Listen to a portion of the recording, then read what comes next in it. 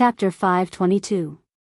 When General Ping Tian left Jiaoping District with his troops and horses, intending to launch a sneak attack on Xiangyang District, Jiang Pengji was leading 1,500 elites to deviate from their marching route and quietly sneak toward his lair. She even brought a lot of siege equipment. Looking at Jiang Pengji, who was eager to fight and excited, Qi Guanrang could only smile bitterly and say, "My lord, I don't want to go back and be scolded by Xiaoyu and Zixiao. If you're injured, it'll be hard to explain when you go back." In other words, if Jiang Pengji had the ability to ensure that she would be unscathed, she could do whatever she wanted. Jiang Pengji could not help but laugh when she heard that. She said, "What you mean by that is interesting. You make it seem like I'm going to do something bad." Qi Guanrang raised his eyebrows and asked Jiang Pengji with his eyes, "Isn't that considered doing something bad?"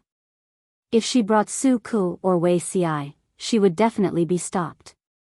However, since she brought Qi Guanrang, he would not stop her.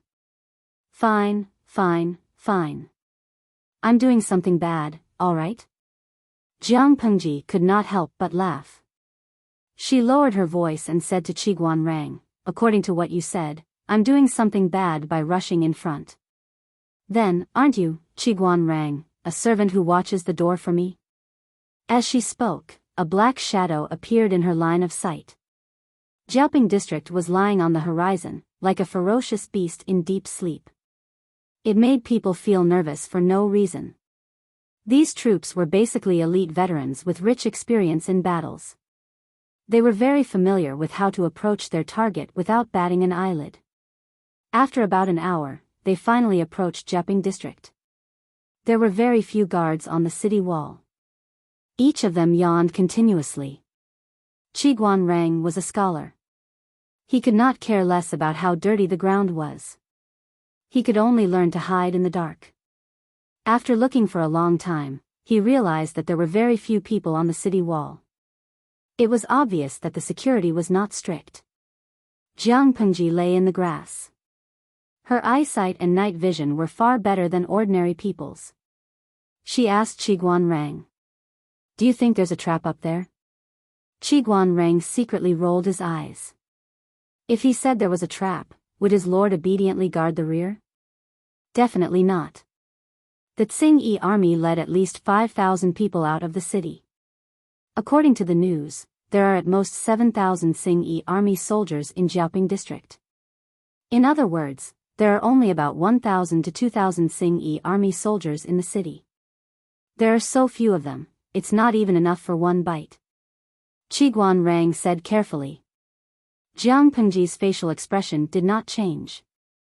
The leader of the Tsing-Yi army in Jiaoping District is an extremely magnanimous person. He doesn't have any abilities, yet he dares to bring so many people with him. Isn't he afraid that his nest will be destroyed? Jiang Pengji clicked her tongue and said sarcastically, "Wenjing, don't you think so?"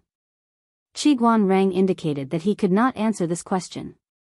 In terms of magnanimity, who could be more magnanimous than the lord beside him?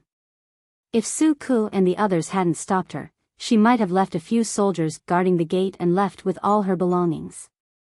Qi Guanrang heaved a long sigh as he thought of Feng Jin, who had brought 4,000 soldiers to guard Xiangyang District. He sympathized with his brother very much. When his lord had just entered Xiangyang District, Qi Guanrang had guarded Xiangyang District. At that time, there weren't so many city defense weapons. They relied entirely on tactics and ruthless schemes, as well as the soldiers' bravery and fearlessness. Only then did they manage to repel the Tsing-Yi army. Of course, if the Tsing-Yi army had enough rations at that time, Xiangyang District would probably be destroyed. Therefore, as someone who had been through it, Qi Guanrang could completely understand the feeling of being bullied and wanting to curse at the same time. It felt extremely good. There were hundreds of thousands of viewers who had the same opinion as Qi Guanrang. Xinbang, trash streamer, how can a crow laugh at a pig? Reflect on yourself when you criticize others for being magnanimous. Jin Tianbuji, streamer, you're a typical example of a magistrate being allowed to do whatever he wants, but the people aren't allowed to light up the lamps. She's too overbearing. Nenjiajing, dear friends, you have to know that the outcome of a protagonist courting death and a cannon fodder courting death is different. Obviously, Jiang Pengji was the protagonist. Not only did she have the halo of a protagonist, but she also had powerful abilities. If she courted death, others would die. If the cannon fodder courted death, they would die. General Ping Tian was obviously such a cannon fodder. He was thinking about the delicacies in other people's pot and completely forgot that he was cooking porridge in his own pot. You're right, my lord. Qiguan Rang abandoned his moral integrity and chose to go along with Devil King Zhang's words. I have a novel idea. I don't know if I can give it a try. Jiang Pengji hid in the bushes and held a meeting with her strategist. The troops waited silently for further instructions. Qiguan Rang's heart skipped a beat when he heard that. He was afraid that his lord would cause trouble again. If anything happened to her, he was really afraid that Su Ku and Wei Ci would kill him when he returned. Su Ku was still alright as he was somewhat honest, but Wei Ci was weak and black-hearted. Qiguan Rang really did not want to offend him. What idea? Qiguan Rang asked. Jiang Pengji waved her hand and said to him, come closer and listen carefully. After listening, Qiguan Rang felt that he had opened the door to a new world. It turned out that attacking a city could be done this way. How dirty was his lord's heart. Even the mother river of Dongqing could not wash it clean, okay? On the other side, Li Yun, Su Ku, and the others led the remaining 2,000 troops to Maolin district at top speed. Along the way, no one dared to talk or joke around. Most of the troops were trained to march a short distance with heavy loads. Apart from Su Ku, who was a scholar and could not bear it, the rest of them looked all right. What was surprising was that the hundreds of female troops who were thought to be left behind followed closely, but their faces were pale. In comparison, Su Ku, who was panting while riding a horse, was the most useless in the entire army. Because they deliberately took a detour to avoid the Tsing-Yi army in Maolin district, the entire 2,000 troops rested and reorganized in a col in the mountains. They were prepared to attack Maolin district after the Tsing-Yi army left. Su Ku moved his legs uncomfortably, his face was ghastly pale. Li Yun, the honest lad, saw that Su Ku's movements were a little strange, so he opened his mouth to ask. Your inner thighs are torn. It hurts a little when you walk, but it will be fine after applying some medicine. I have something for you, sir. Do you want it? Su Ku's face darkened. He noticed that the surrounding people were looking at him suspiciously. He rejected them awkwardly. No need, I'm fine. Li Yun adjusted his breathing while showing concern for Su Ku. Sir, you don't look well. Su Ku's mouth twitched. Silence was golden. Faced with such an honest lad, how could a normal person look well? I'm just worried about the Lord's side. Will there be any changes? Su Ku casually changed the topic. Because of her willfulness, Jiang Pengji only brought 1,500 elites and a few siege weapons. It was impossible for Su Ku not to worry. But thinking that the Lord had also brought troops to occupy Xianyang district, he felt that he was worrying too much. Reality proved that his Lord's thinking was not something that ordinary people could understand. Chapter 523. Qiguan Rang had always thought that his heart was dirty enough, but he did not expect his lord to be even dirtier. Not only did she sneak attack the enemy's lair, she even wanted to conquer Jiaoping district without expending a single soldier. With such capabilities, why didn't she ascend to heaven? Jiang Pengji glared at Qiguan Rang. Why are you looking at me like that? I'm just giving it a try. Anyway, there's still plenty of time. He silently shut up, then passed an order to the soldiers behind him. He asked them to find a soldier who was fluent in the northern dialect. Not long after, an ordinary-looking soldier who could not be found in a sea of people was brought over. Qiguan Rang glanced at him. Are you usually quick-witted? Although the soldier looked very ordinary, his eyes were exceptionally spirited. One look and one could tell that he was quick-witted. The soldier was a little puzzled, but it was rare for him to speak to someone above him. He must have performed well. The soldier smiled foolishly and said, "Clever. I'm very clever. I'm not stupid at all." Qi Guanrang asked again, "How clever are you?" The soldier was puzzled, but he said, "Very clever. My mother wants to beat me. No matter how angry she is, she will calm down as long as I speak." Qi Guanrang frowned and thought for a while. He waved at him. "Come here. I have a task for you. Do it well. If you do it well, you'll be rewarded." When the soldier heard that there was a reward, his eyes lit up. He hurriedly replied, "Just tell me, sir. I'll definitely do it well." Qi Guanrang said, "Come closer and tell me in detail." Jiaoping district was located in a remote area. There were only 1,000 Xingyi army soldiers in the city. It was extremely stressful to guard the 4 city gates with such a small number of people. The Xingyi army was not a regular army. Those who stayed were old and weak, disabled, or those who liked to cheat. It was late at night. Many of them hugged their spears and leaned against the pilings of the wall to sleep. It was not difficult for those who were slightly better at martial arts to climb over the wall. Spring plowing had just ended, and the weather was erratic. It was slightly warmer on the whole. At night, the night wind was still bone-chilling. The people of Jiaoping district were having a hard time. They were like sheep reared by the Xingyi army, and they would come and pluck a layer of wool from time to time. Unfortunately, the Xingyi army did not treat the people well, and they did not know how to govern. They just blindly prevented the people from leaving Jiaoping district, and their methods became harsher and harsher. This caused the people's lives to become more and more miserable. Once night fell, the people would try to escape. In the beginning, the Xingyi army used forceful methods to deter and intimidate the people in Jiaoping district. The people were afraid that they would be in trouble, so the number of people who escaped gradually decreased. However, the increasingly difficult life tormented the people, causing them to rather risk being discovered and executed to escape. However, the city gates were tightly shut. How were they going to escape? Little did they know that in this world, money could make the devil push the millstone, and even the devil pushed the millstone. As long as he gritted his teeth and took out his belongings to bribe the Xingyi army that guarded the city gate that day, if he was lucky, he could still get out.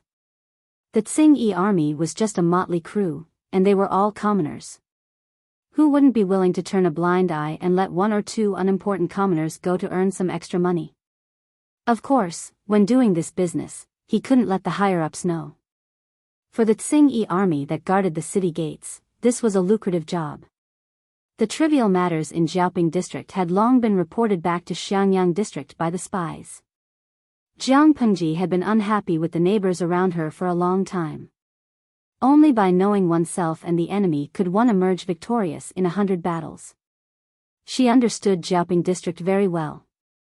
The soldier she chose was indeed a clever person. He found a secluded place and climbed over the city wall. Then, he squatted near the northeast corner gate that Jiang Pengji mentioned for a quarter of an hour.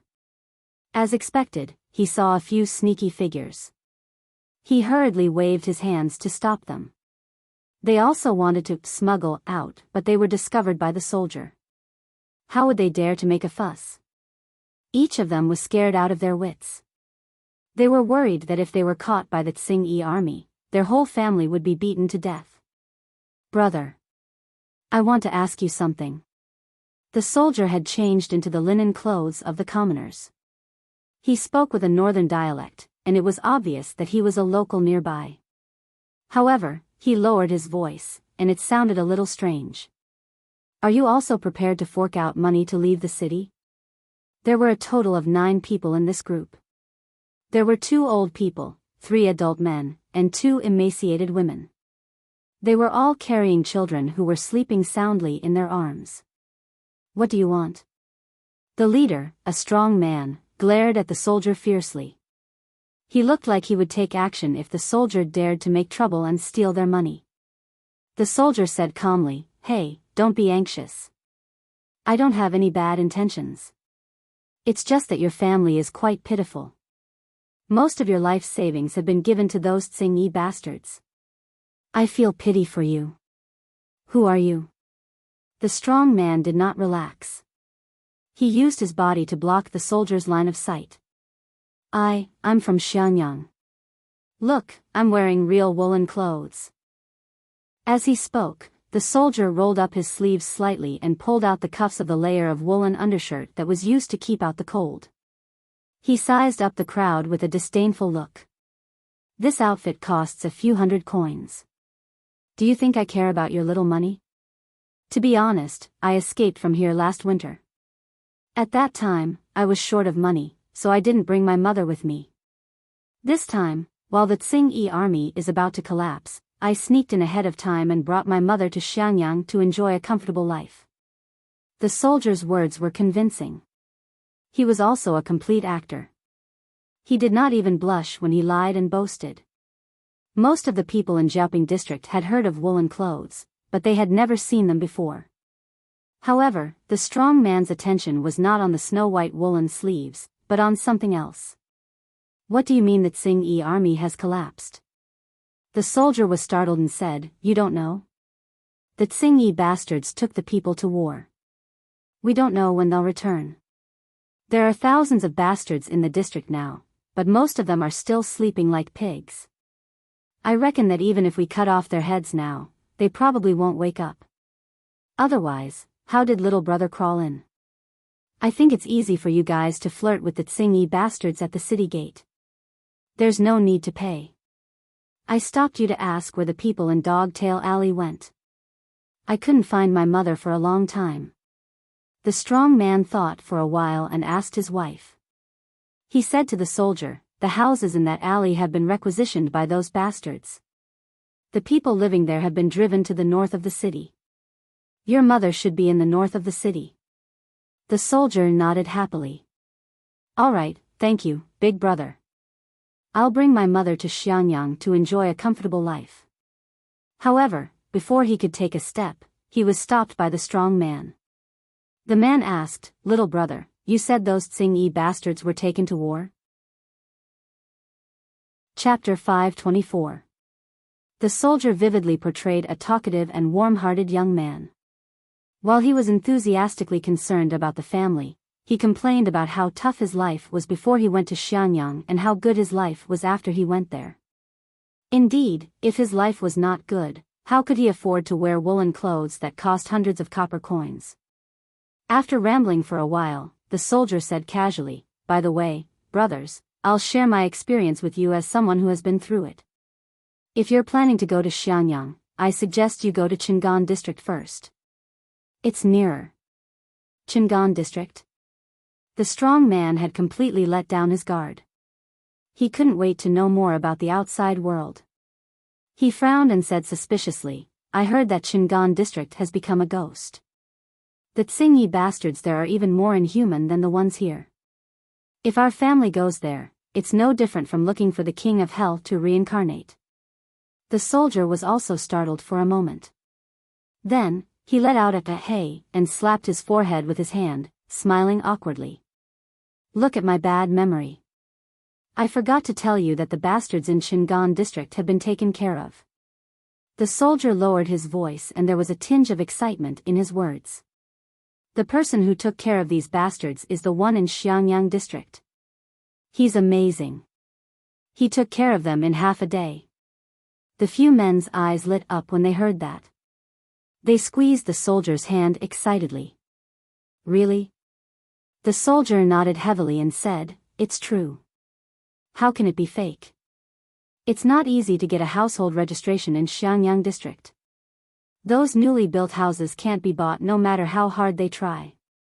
Brothers, go to Qingan district and wait. Imagine what Xianyang district looked like in the past. It was also occupied by the Tsing-Yi bastards. Now, it's like a paradise on earth. It's so beautiful. The strong man followed the soldier's lead and asked, Do you think that Qingan district will be as good as Xianyang district in the future? The soldier nodded affirmatively. Of course. I heard that the magistrate of Xianyang district is short of manpower. I plan to settle down and find a good job there in the future. Last year, I didn't make it in time.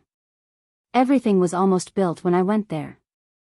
I heard that those hard-working families can earn enough money to buy a house.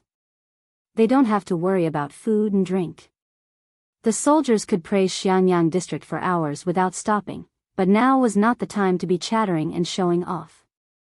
The soldier was beaming with joy as he spoke, as if Xiangyang district was really a paradise on earth. Of course, for these people who were tortured by war and poverty, it was no longer as simple as a paradise on earth. The soldier said a lot of things and muttered regretfully, "It's a pity that I don't know when the magistrate of Xiangyang district will come here.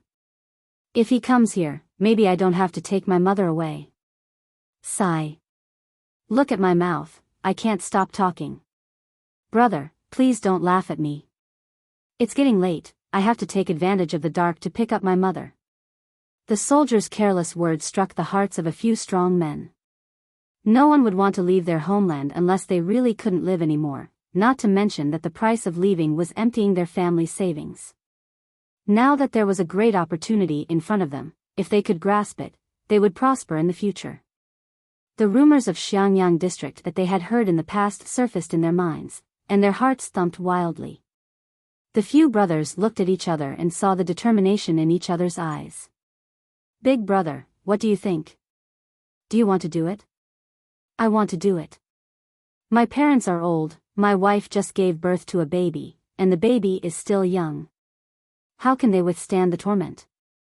Why don't we do it and capture all those bastards, then send someone to Cheng and to invite those lords over? Otherwise, how are we going to live?" The third person also agreed, but one of the women was carrying a child who was sleeping soundly and looked worried. "But, what if those Tsingyi bastards come back?" The soldier's heart skipped a beat. He secretly thought that this woman was going to ruin things. He looked as if he had just understood and smiled sheepishly. "Sister-in-law is right, you guys better not take the risk. Run away if you can. We're not saints, it's enough as long as we can control ourselves. I see that the uncles and aunties aren't young anymore. Big brothers, find some helpers and beat up those bastards at the city gate. Run away if you can. This place is deep, and it's not easy to run away." The few men looked hesitant and struggled. The soldier's heart stirred, and he added fuel to the fire. "Big brothers, you guys have reminded me." The man in the prime of life asked, "Remind what?" The soldier said matter-of-factly, "Offer the city. If I persuade the villagers and this matter succeeds, won't it be a great merit?" As soon as he said this, the three men's expressions changed abruptly, and the greed in their hearts gained the upper hand. Yes, if they were to offer Jiaoping district, it would be a great merit.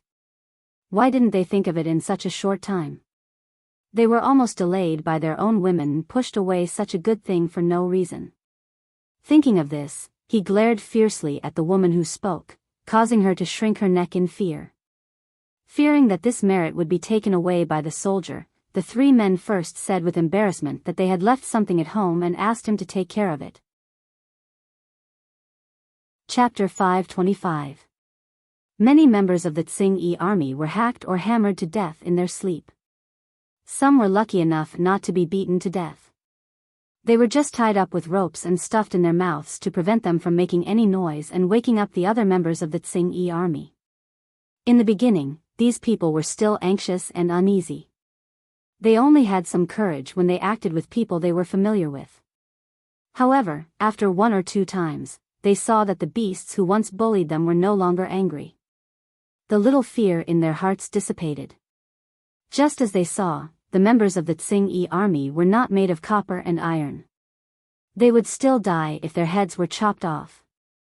This rebellion plot lasted for a whole hour. The heavy night sky gradually faded, and there were a few more traces of green and white. Jiang Pengji crossed her arms and sat in the grass.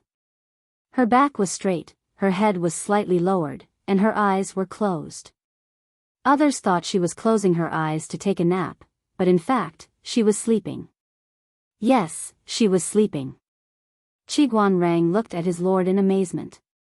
She had maintained this sleeping position for more than 2 hours. What are you surprised about? Jiang Pengji suddenly opened her eyes and said calmly, as a qualified general, you should develop this habit. No matter what environment you are in, you should be able to fall asleep quickly and conserve your energy. Don't make a fuss about nothing. She woke up and slept as she pleased. Jiang Pengji looked up at the sky and frowned slightly. Is there still no movement in Jiaoping district? Qiguan Rang said, I've already sent scouts to gather information. They should be back soon. At that moment, Jiang Pengji glanced at the city wall in the distance. The guards who should have been standing on it had disappeared. She said, it should be about time. Let's put on an act until the end. Let's retreat for a distance before coming back. Qiguan Rang was startled.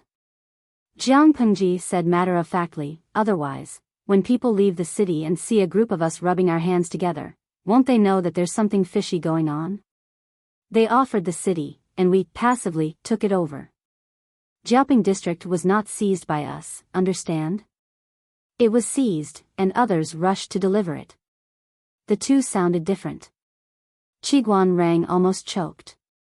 Why didn't he know that his lord had such a shameless side to her? Thinking of something, Qiguan Rang said, if that's the case, there won't be a chance for the lord to display his skills. Jiaoping district was conquered without bloodshed, and it was because the others had rushed to help. Naturally, Jiang Pengji did not have to charge and break through enemy lines. She said, look at what you're saying. It's as if I'm a bloody warrior. People would die in war. Even if it was an overwhelming victory, it was hard to guarantee that there would be no casualties. It would be best if they could take over Jiaoping district peacefully. Why are you fighting? You're harming the harmony of the world. Jiang Pengji spoke righteously. Not only did Qiguan Rang think she was shameless, but the audience who stayed up late to watch the live stream also ridiculed her. Yuantong Courier, hee, the biggest joke of the year, the host is a pacifist. Zhongtong Express Post, I think there's nothing wrong with the host's words. The enemy's life is not life, but the life of one's family is different. Shentong Express, sigh, the streamer must have forgotten how much she wanted to fight on the battlefield. I could feel the resentment emanating from her even through the screen. Now, he turned around and said that he was a pacifist. Didn't he feel ashamed? In fact, Jiang Pengji was indeed a pacifist, but her peace was to stop killing by killing. She killed the enemy. She did not care how many enemies died, but she would avoid unnecessary losses on her side if possible. Before Qiguan Rang could speak, Jiang Pengji said, according to the time and distance, after we take over Jiaoping district, if we take shortcuts, we can rush back to Xiangyang district and attack the rear of the Tsing-Yi army. I'm worried that we can't defend Xiangyang district. After taking over Jiaoping district without bloodshed, the loss of troops on Jiang Pengji's side was almost zero. The biggest advantage of taking over peacefully was that she did not need to spend time to appease the people. She could even temporarily recruit a group of people to help defend Jiaoping district. She could bring 1,000 troops to aid Xiangyang district. This was the fastest way she could think of. Qiguan Rang frowned and asked, how can this be? 4,000 troops are indeed tight, but Huayu and Coach Luoyue are not easy to deal with. The defense in the city is perfect. It's almost impossible for a motley crew like the Tsing-Yi army to take over Xiangyang district.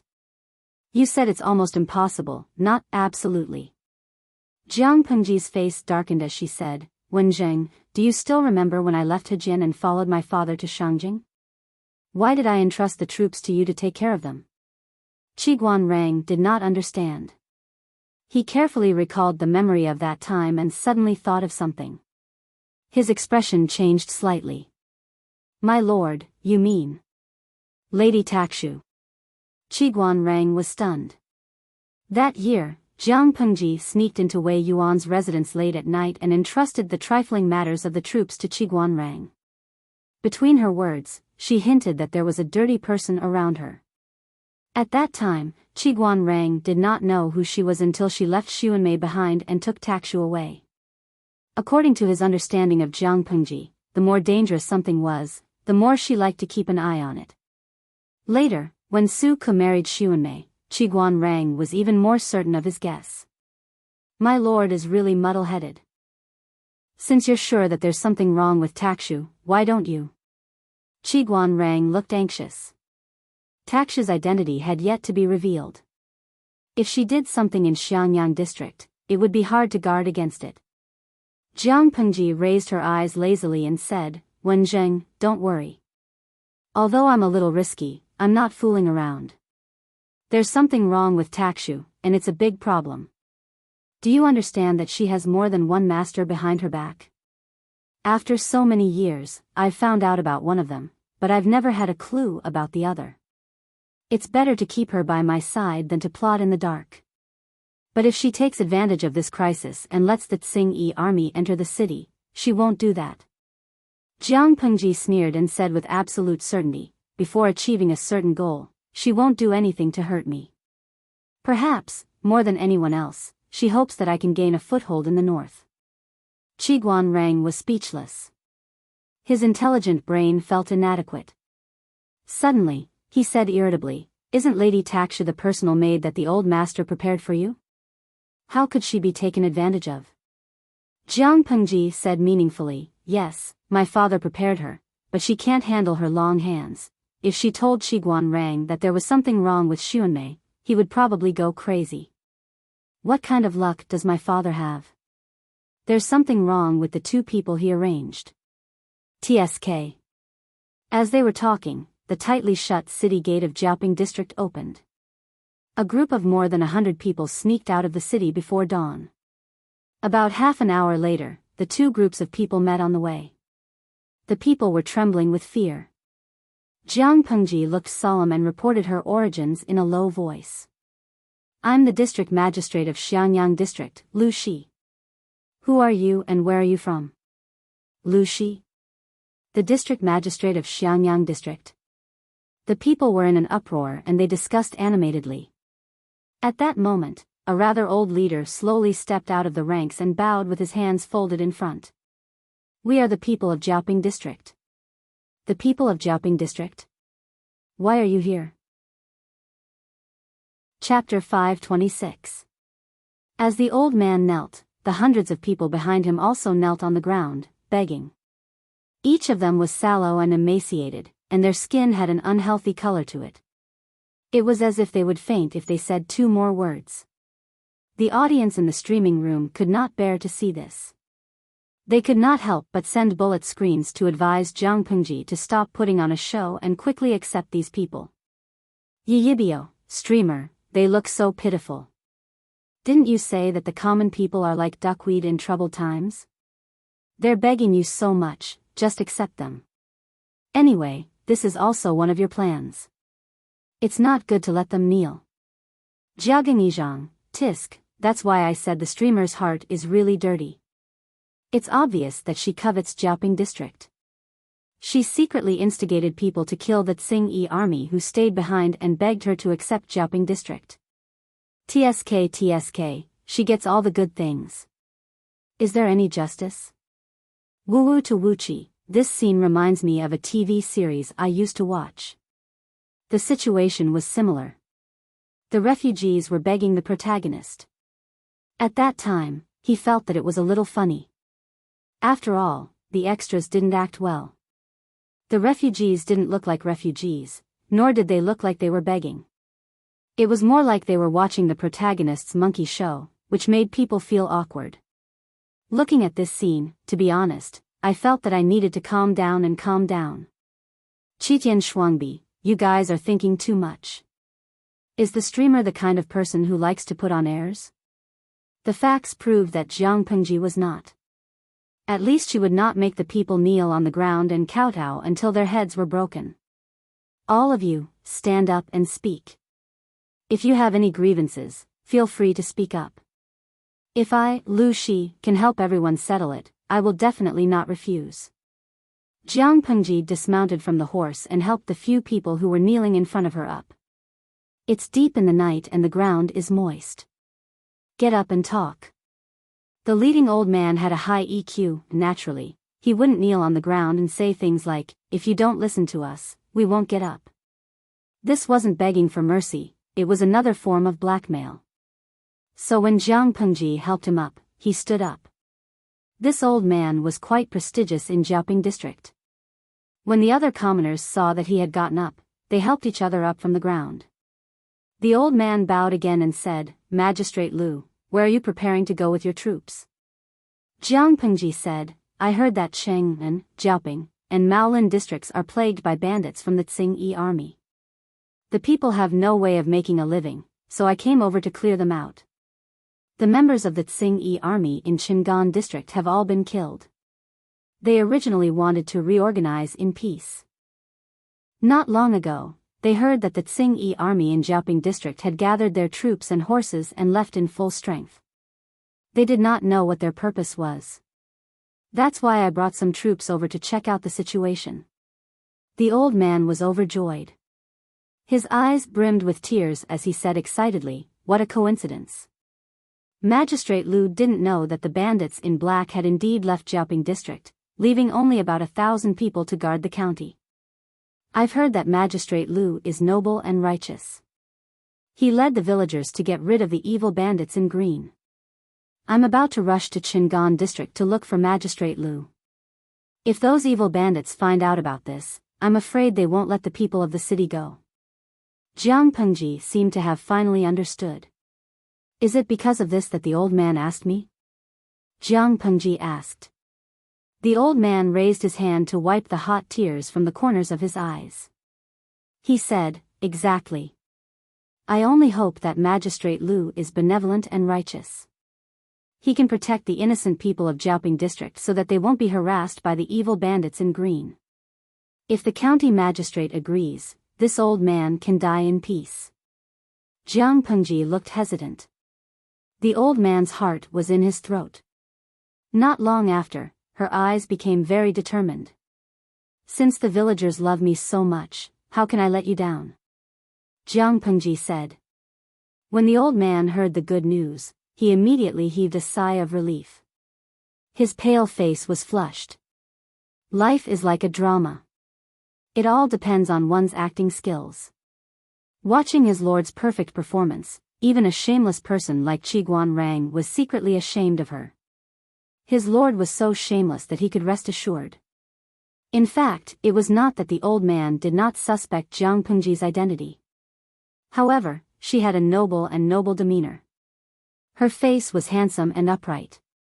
The troops behind her were strong and powerful. The clothes that the troops wore were clean and tidy. Their vital parts were covered with leather armor. The weapons they carried were of superior quality. The old man was not ignorant. Just by looking at the lineup, he believed 80% of it. He tested Jiang Pengji's attitude toward Jiaoping district. He saw that she truly pitied the suffering of the people. She spoke eloquently about various methods of disaster relief and saving the people. He thought that the standard of the son of a top aristocratic family was only as good as hers. The old man could not pick out any mistakes. The more he talked, the more satisfied he was. The old man was a rare intellectual and cultured person in Jiaoping district. He was a good teacher. Some children from poor families came to him to study. He would also reduce or exempt their tuition fees at his discretion. He had a very good heart. He acknowledged that Jiang Pengji was the legendary young district magistrate Lu who could create miracles and loved the people like his own children. The other people also believed her with relief. Qiguan Rang led them into the city. Looking at the open city gate of Jiaoping district, he fanned himself with his feather fan. His lord was too capable. He always felt that as a counselor, he was facing the dilemma of being laid off and unemployed. They welcomed him all the way to the district headquarters of Jiaoping district. The place had already been occupied by the people. The Tsing-Yi army could also capture and kill them. Jiang Pengji sat calmly on the seat of honor. General Ping Tian of Jiaoping district did not expect that the owner of the nest had already changed hands after they left for just half a day. Outside, the morning light was slightly intoxicating. So far, out of the 4 districts of Fengyi County, 3 districts were already in her hands. Maolin district would probably be hers soon. Li Yun, Su Ku, and the others really did not disappoint Jiang Pengji's high expectations. They took advantage of the night to launch a surprise attack on Maolin district and broke through the city gate. The defense of Maolin district was even weaker than that of Jiaoping district. There were only 2 or 3 guards on the city gate. Li Yun drew his bow and knocked an arrow under the city gate. He shot through the guards on the city wall. With a good start, the morale was greatly boosted. In comparison, Maolin district did not even manage to form a decent attack. The resistance was even weaker and insignificant. The battle was like a hot knife through butter. Using the ladder to climb up the city wall, Li Yun took the lead and rushed to the front. Wherever his silver spear passed, the enemy's corpses were strewn on the spot. Su Ku was well versed in the ways to strike the local morale. Perhaps it could be said that he had become shameless after hanging out with Jiang Pengji for a long time. He ordered the troops to attack forcefully while shouting loudly, "The Tsing-Yi army's destiny is near. The entire army is defeated and fleeing." During this period, reinforcements arrived one after another. However, faced with the tyrannical siege chariots, improved crossbows, and ballistae, the Tsing-Yi army charged in batches and died in batches. In addition, the words shouted by the troops caused the Tsing-Yi army's morale to hit rock bottom. They no longer had the will to fight. The Tsing-Yi army was just a motley crew. They had lost their backbone and their morale was low. The number of Tsing-Yi army in Maolin district was pitifully small. The combat power that they could exert as a whole was even more pitiful. In just half a day, they had already occupied the entire Maolin district. Compared to the crisis in Xiangyang district, the sneak attack and siege battle in Jiaoping district and Maolin district was like a small game. Chapter 527. Feng Jin was probably the only one who knew if he was going to explode. He turned his gaze back to Xiangyang district. The Tsing-Yi army at the west and north gates had been completely defeated. Some were dead and some were injured. Many of the Tsing-Yi army saw that they had lost the upper hand. They panicked and ran away, leaving thousands of corpses behind them. Looking at the mess on the ground, Feng Jin raised his hand to wipe his face with a solemn expression. He wiped away the blood on his face. He asked the soldier in a hoarse voice, "How's the situation at the south gate?" The sky gradually turned from black to greenish white. The sun rose from the horizon and dispersed the darkness. Looking at the sky, the battle at the south gate should have already started. He just didn't know the situation. The soldier panted heavily.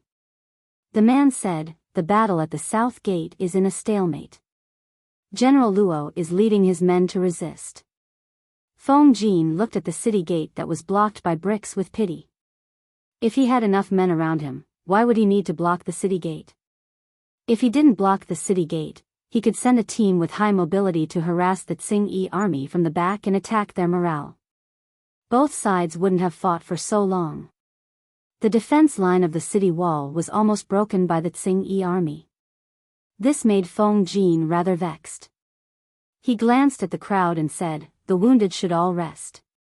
Except for those guarding the city gate, the rest should leave the city with me." After blocking the west and north gates, they could still go out from the east gate. They could outflank the Tsing-Yi army from the back and harass them. As long as the south gate was strong, the Tsing-Yi army couldn't take it down after a long time and the back was harassed many times, their morale would definitely plummet. A soldier was covered in blood. He looked like a bloody man and was in a terrible state. He stopped Feng Jin. "Sir, you mustn't. You just need to tell us what to do. There's no need to risk leaving the city." Feng Jin said resolutely, "I'm not powerless. I can protect myself. Soldiers, there's no need to say more."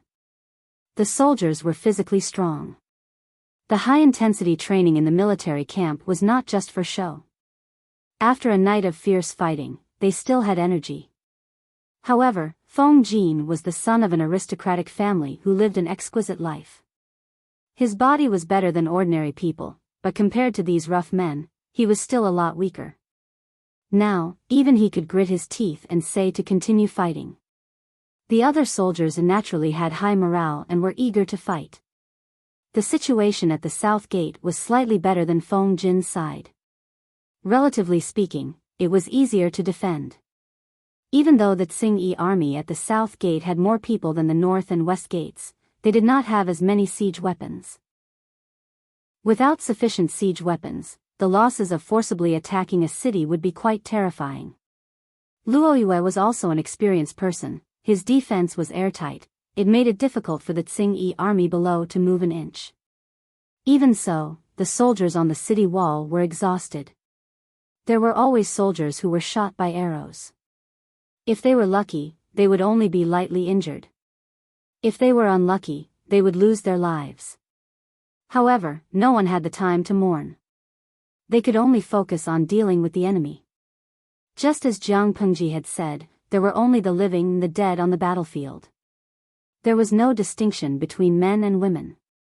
Looking at the tacit cooperation of the troops, Luo Yue felt a little emotional. He gradually agreed with the women's battalion that his lord had established. If all the women stayed behind to support their husbands and raise their children, it would indeed be a waste of nearly half of the human resources. After going through rigorous training, they were able to fight on the battlefield with weapons in hand. Their performance was no worse than that of the male soldiers. In today's world, women and children were seen as a vulnerable group and needed protection. However, most of the men could not even protect themselves. How could they protect them? Even if Luo Yue's views made him feel that women should not go to the battlefield, his rationality told him that this was not wrong. If others could not protect them, why couldn't they work hard to protect themselves? 10,000 troops were more than enough to defend Xiangyang district, but what about Qingan district, Maolin district and Jiaoping district? It was almost a fantasy to rely on 10,000 troops to defend a district. It could be predicted that after conquering the other 3 districts, it was imperative to expand the troops. However, the north had experienced a series of natural and man-made disasters. There was a huge loss of young and strong men. When the time came, it was unknown how many soldiers they could recruit. If there were more female soldiers, it would indeed greatly relieve the pressure on the military camp. With these thoughts in his mind, Luo Yue continued to command calmly. He thought that there would be a stalemate for a while. Unexpectedly, there was a sudden commotion from the rear of the Tsing-Yi army. The originally orderly attack instantly became a mess. Using the height of the city wall, Luo Yue could see the movement from afar. His eyes lit up and his heart flashed with ecstasy. Soldiers, the Tsing-Yi army at the north and west gates have all been killed. He raised his arm and shouted. The troops seemed to have been injected with a shot of adrenaline. Joy flashed across their originally tired faces. The north and west gates had already won. Everyone knew that Xiangyang district was attacked from both front and back. While the troops at the south gate defended against the Tsing-Yi army, they were afraid that their rear would be breached by the enemy. Now, Luo Yue told them that the rear was safe. They only needed to defeat the enemy at the front. How could they not be excited? The morale of their troops rose again and again. The Tsing-Yi army's morale continued to decline. Feng Jin led the troops to charge forward and make a detour to harass them. The city gate was impregnable. The Tsing-Yi army attacked for a long time without success. Behind them, there were cavalry harassing them. After a few times, the morale of the Tsing-Yi army had already plummeted. They were not in the mood to fight at all. Their defeat was irreversible. No matter how their leaders shouted, the Tsing-Yi army still fled in all directions. The attack below the city gate became weaker and weaker. They were unable to pose a threat to the city gate. Feng Jin originally wanted to lead the troops to chase after them. However, when he thought of the current defensive strength of Xiangyang district, he could only give up this tempting idea. Luo Yue wiped the bloodstains on his face. He bowed to Feng Jin and said, "Thank you for rushing over to help." The battle at the south gate lasted for more than 2 hours. However, the battle at the north and west gate started at 4 in the morning. Moreover, it was a battle at night. It consumed a lot of energy. Looking at Feng Jin, he must have led the troops to help the South Gate right after the battle ended. If not for that, even if Luo Yue had the confidence to defend the South Gate, he would have to use up a lot of defensive equipment. Feng Jin took some time to catch his breath. He raised his hand to help Luo Yue up. He said, "Coach Luo Yue, you don't have to thank me. This is what I should do." Luo Yue looked at the direction in which the Tsing-Yi army fled in resentment. He said fiercely, "It's a pity that they escaped." Generally speaking, when the defeated side fled and lost the will to fight, it was a good opportunity for the victorious side to expand their victory. Now that he saw the remnants of the Tsing-Yi army leave, Luo Yue naturally felt bad. Feng Jin said, "It's okay. This debt will be repaid one day." Little did they know that the Tsing-Yi army that they said escaped by luck were very unlucky. Chapter 528. She left Qiguan Rang behind in Jiaoping district. She had the final say in everything. At his command, Dabai sprinted off into the distance, taking the lead as fast as he could. The Tsing-Yi army in Maolin district lost their morale. They fled pathetically and were utterly defeated. After they ran for a distance, a few chieftains began to organize their men. Naturally, they moved slowly. When they managed to organize more than half of the defeated soldiers, they would face a new disaster. A small chieftain spat on the ground and said unhappily, "What do you mean by Xiangyang district is empty of troops? F***CK, does this look like it's empty of troops? It's harder to chew than a bone. Not only is it hard to chew, but it's also hard to chew. We suffered a huge loss this time." The accomplice beside him sat on the ground and wiped his face with both hands. He said fiercely, "We'll remember this today. We'll make those people in Xiangyang district pay the price in the future. They made us suffer such a huge loss. We can't let it go easily." There were also some who looked into the distance dejectedly. No one knew what they were thinking. In the distance, the Tsing-Yi army gathered in twos and threes. Each of them was hunchbacked and had ashen faces. They looked like defeated roosters. There was no valiant and high-spirited aura on them. It made people feel unhappy and secretly scolded them for being a bunch of good-for-nothings. Some of the small chieftains were very unhappy with these soldiers who swayed according to the situation. It was just a defeat. Was there a need to be like this? Weren't they still alive? As long as they were alive, there would be a day when they would make a comeback. These useless people ran away faster than anyone else when they saw that the situation was not good. "Now we'll organize our men and return to Maolin district first before making plans."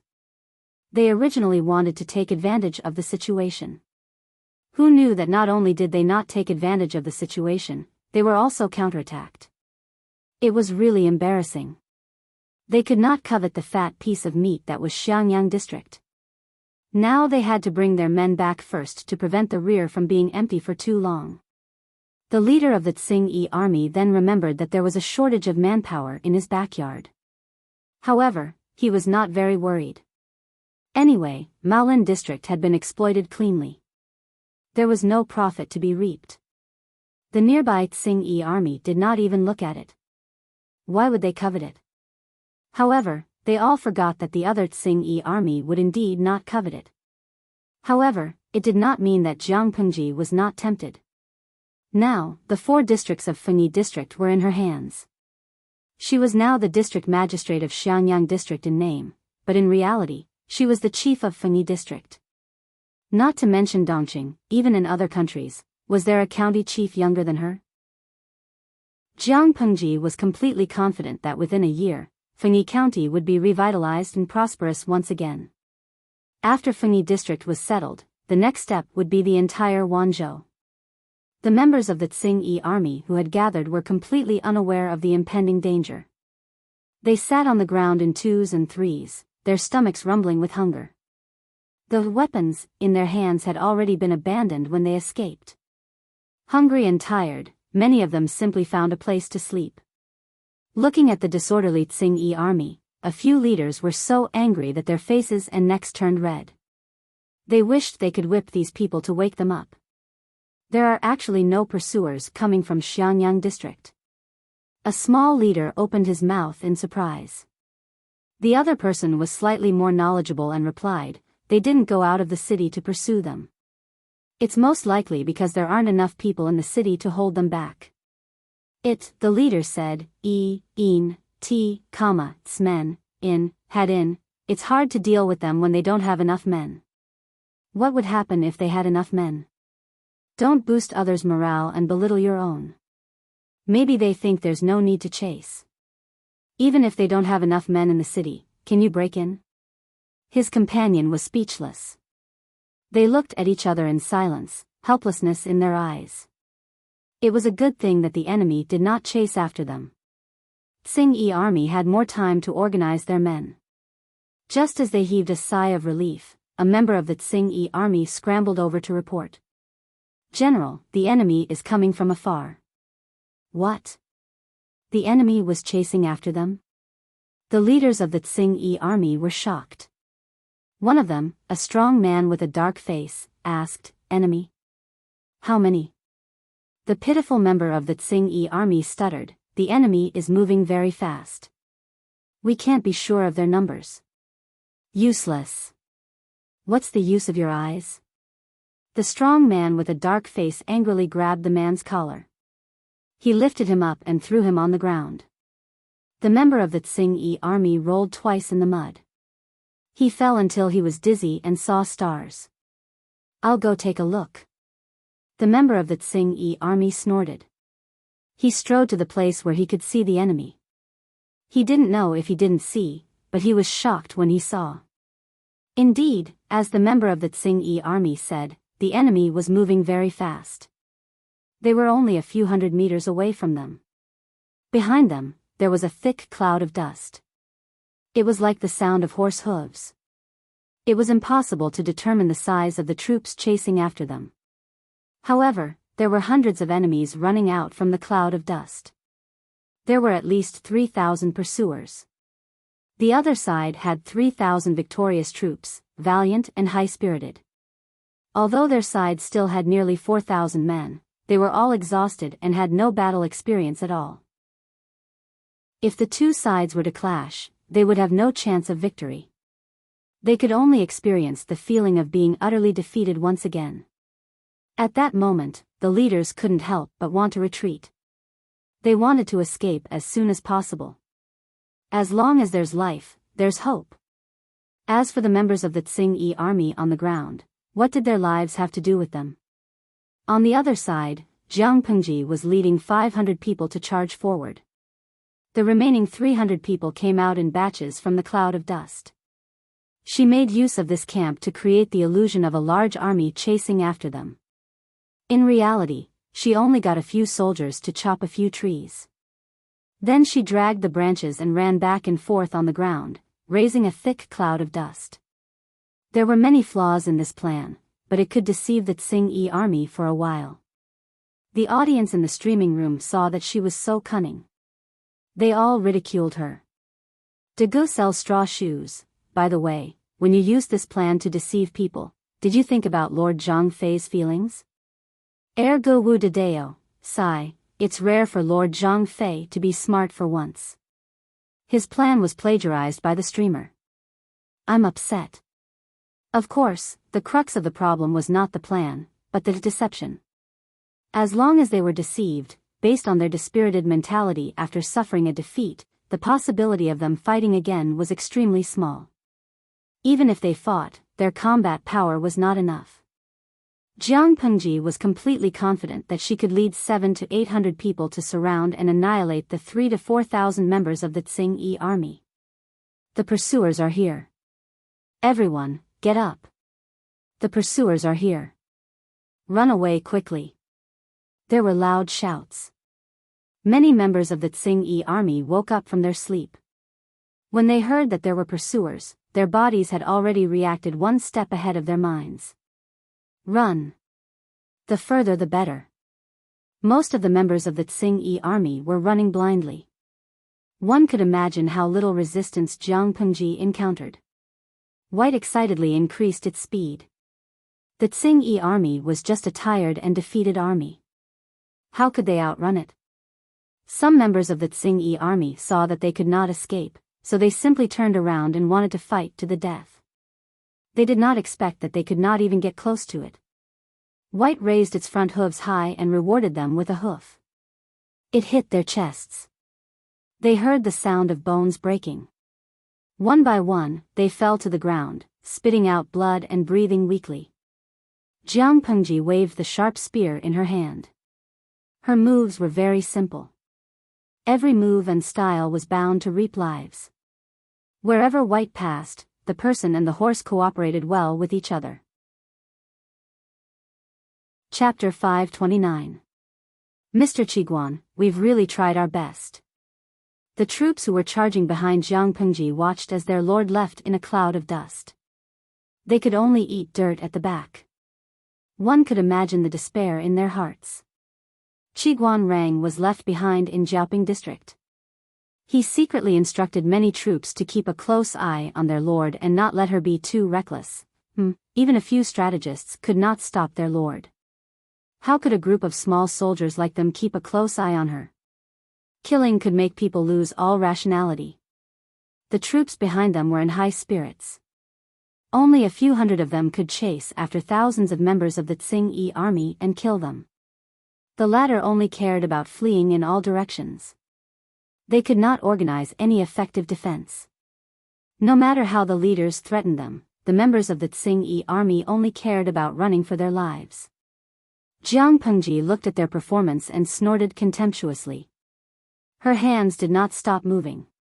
After killing for a while, there were hundreds of corpses along the way. White's fur was already scarlet. Jiang Pengji then shouted loudly. Maolin district has already been conquered. You'll be throwing your lives away if you run back. Those who surrender will not be killed. Those who resist will be killed without mercy. What? Maolin district has already been conquered? Under the influence of the environment, the leaders of the Tsing-Yi army also knew that the situation was hopeless. If they did not escape, they would die. They broke into a run, but they did not expect that their old nest had already been destroyed. They were still thinking of going back to regroup and take revenge in the future. Now that they had lost their territory and foundation, how could they make a comeback? Disheartened, many members of the Tsing-Yi army gave up on escaping and resisting. There were still some who chose to continue struggling. At that moment, the members of the Tsing-Yi army who were running at the front heard a faint battle cry. They took a closer look and saw that the enemy troops were also charging towards them. There was a blockade in front and pursuers behind. The members of the Tsing-Yi army could not escape even if they had wings. In the blink of an eye, a glaring silver light flashed before their eyes. There was only a red bloodstain left between their brows. Fresh blood flowed out from the wound. Their bodies fell forward due to inertia, then they fell to the ground with a loud bang. They fell on the muddy grass with a dull thud. Kill. Li Yun's words were concise and comprehensive. His voice was low and stern, causing one to involuntarily feel invigorated and have goosebumps. The audience in the live streaming room had a wider field of vision. From afar, they could see the Tsing-Yi army's abnormal movements in front of them. Their fleeing formation was in a mess, as if they were hindered by something. They zoomed in to take a look. What the F***CK? That white horse with a silver spear, isn't that Han Mei? Tian monthly tickets break 2,000. Super tacit understanding. My husband is coming. Wei Qigeng, that's too much. Han Mei's husband is so handsome that I can't close my legs. Han Mei on the battlefield can't get enough of him. Gossipy since I was young, that's right, that's right. Han Mei on the battlefield is like a Prince Charming. The screen is a little dirty, let me lick it. Pfft. No, speaking of which, why am I, a man, being smitten with another man here? Oh no, I feel like I'm done for. Yuan shrimp sticks, you vulgar people, am I the only one who noticed that Hanmei's horse doesn't have a stirrup? Herbivorous numbers, I despise the person above. We are vulgar, aren't you filthy? It's filthy. Iya Qingzhou, the newbie doesn't understand what's the joke about not having a stirrup. Tian Lingfeng, come, I'll tell you what the joke is. Without a stirrup, it's good to ride a horse with a strong waist. You know. It was a hot-blooded and serious scene. The audience in the streaming room was still licking Jiang Pengji's heroic figure a second ago. In the next moment, the scene changed and they were infatuated with Li Yun. Not only were they infatuated, they were even driving in the streaming room. TSK, this group of fickle goblins. Jiang Pengji and Li Yun obviously didn't communicate with each other. The pincer attack was just a coincidence. The Tsing-Yi army's luck was too bad. She only brought 800 elites with her, and Li Yun didn't have many men on his side either. The two of them added up to less than 1,500 men. However, the morale of the troops on both sides was like a rainbow. Even though they were on a long journey, under the influence and motivation of the battlefield's murderous atmosphere, everyone felt that their bodies had inexhaustible energy. Li Yun was fighting for a while when he noticed Jiang Pengji and her men chasing after the Tsing-Yi army. He was overjoyed. The Lord is just ahead. Let's go and support her. Meng Han and Su Ku stayed behind in Maolin district to prevent other forces from launching a sneak attack. Li Yun and Jiang Nongqin led a few hundred men to prepare for a sneak attack on the Tsing-Yi army's rear. However, they didn't expect their timing to be so coincidental. They just happened to bump into the Tsing-Yi army fleeing in all directions. Jiang Nongqin said in a hoarse voice, "Generals and soldiers, follow me to attack and support the Lord." Jiang Nongqin learned from Jiang Pengji and Meng Han. She dismounted from her horse and used a short weapon, but she preferred to use a long spear when fighting on a horse. Due to the limitation of her strength, she also walked lightly and nimbly. She moved as soon as she touched the ground. As a result, the requirement of aiming the spear was stricter. Only by killing with one blow would her chances of survival on the battlefield be higher. Li Yun and Jiang Nongqin had fought several times. They had a tacit understanding. Both of them coordinated with each other and their lethality was stronger. He ordered the horse under him to gallop and turned his body to avoid the sneak arrows. Looks like Xiangyang district and Maolin district are safe. Jiang Nongqin responded with a hum and didn't say anything else. Li Yun didn't mind her coldness, and the battlefield wasn't suitable for frequent communication. At this moment, he was deeply moved by the capabilities of the few masters. They really never suffered losses no matter where they went. Maolin district almost turned out in full force. Even so, they didn't gain any advantage in Xiangyang district. Instead, they were utterly defeated and chased by their lord's troops. Li Yun's face darkened, not a trace of his usual adorable self could be seen. He held the silver spear in his hand steadily, killing people accurately and swiftly. There were hundreds of troops following behind him. Most of them were male, but there were also female troops. Although the overall quality of women couldn't be compared to that of men, every group had its advantages and disadvantages. The female troops that accompanied him were the cream of the crop. Their stamina and willpower were exceptionally strong. They didn't complain or show any signs of frailty as they hurried on their journey, causing people to involuntarily overlook their gender. Not to mention Li Yun, who was leading the troops, even the other male troops and even the female troops themselves slowly overlooked this point. Kill. When a group of hungry wild wolves charged into a herd of panicking sheep, what would it look like? The Tsing-Yi army saw that they had nowhere to run, so they could only brace themselves and face the enemy head-on. But how could they defeat the enemy who had an imposing aura? They were utterly defeated the moment they met face to face. Jiang Pengji shouted again, "Those who surrender will not be killed, those who don't surrender will be killed without mercy." When she realized that Li Yun had led his troops over, Jiang Pengji knew that she had already occupied the entire Fengyi district. But apart from Xiangyang district, the other three districts were almost completely devoured by the Tsing-Yi army. the people had all left their homes. This meant that when Jiang Pengji rebuilt the 3 districts, she would have no one to use. Rather than killing the Tsing-Yi army in front of her, she might as well keep them as laborers. Chapter 530. Subordinate Li Yun greets my lord. Subordinate Jiang Nongqin greets my lord. After clearing the battlefield and capturing the captives, Li Yun and Jiang Nongqin led their respective horses to Jiang Pengji and half-knelt to pay their respects. Jiang Pengji leaned against a withered tree on the open ground and held a weed in her mouth. She said, "Get up, sit down and rest." Li Yun was startled.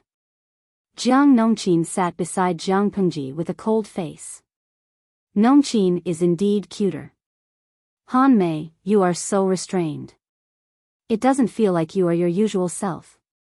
She was a cute little angel on a daily basis and a cold and aloof prince charming on the battlefield. That was the most attractive contrast. There was no need to be restrained. She did not care about that. Li Yun looked slightly embarrassed. He simply found a place to sit down and placed the silver spear in his hand beside him. He asked, "Why are you here, my lord?" Jiang Pengji said, "Naturally, I am here in the same way you are here. How can a place like Jiaoping district be difficult for me?" Li Yun scratched his head and said shyly, "My lord is dignified and wise. The Tsing-Yi army is naturally no match for you."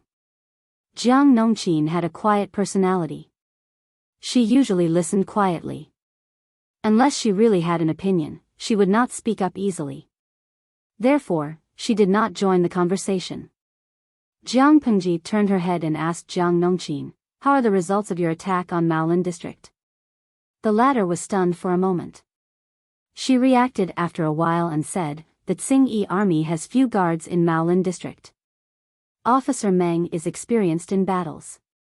Mr. Su is resourceful.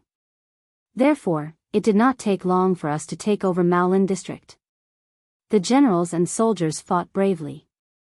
Other than 20 people who were lightly injured, 6 were seriously injured, and 8 were killed in battle. The rest of the soldiers were safe and sound.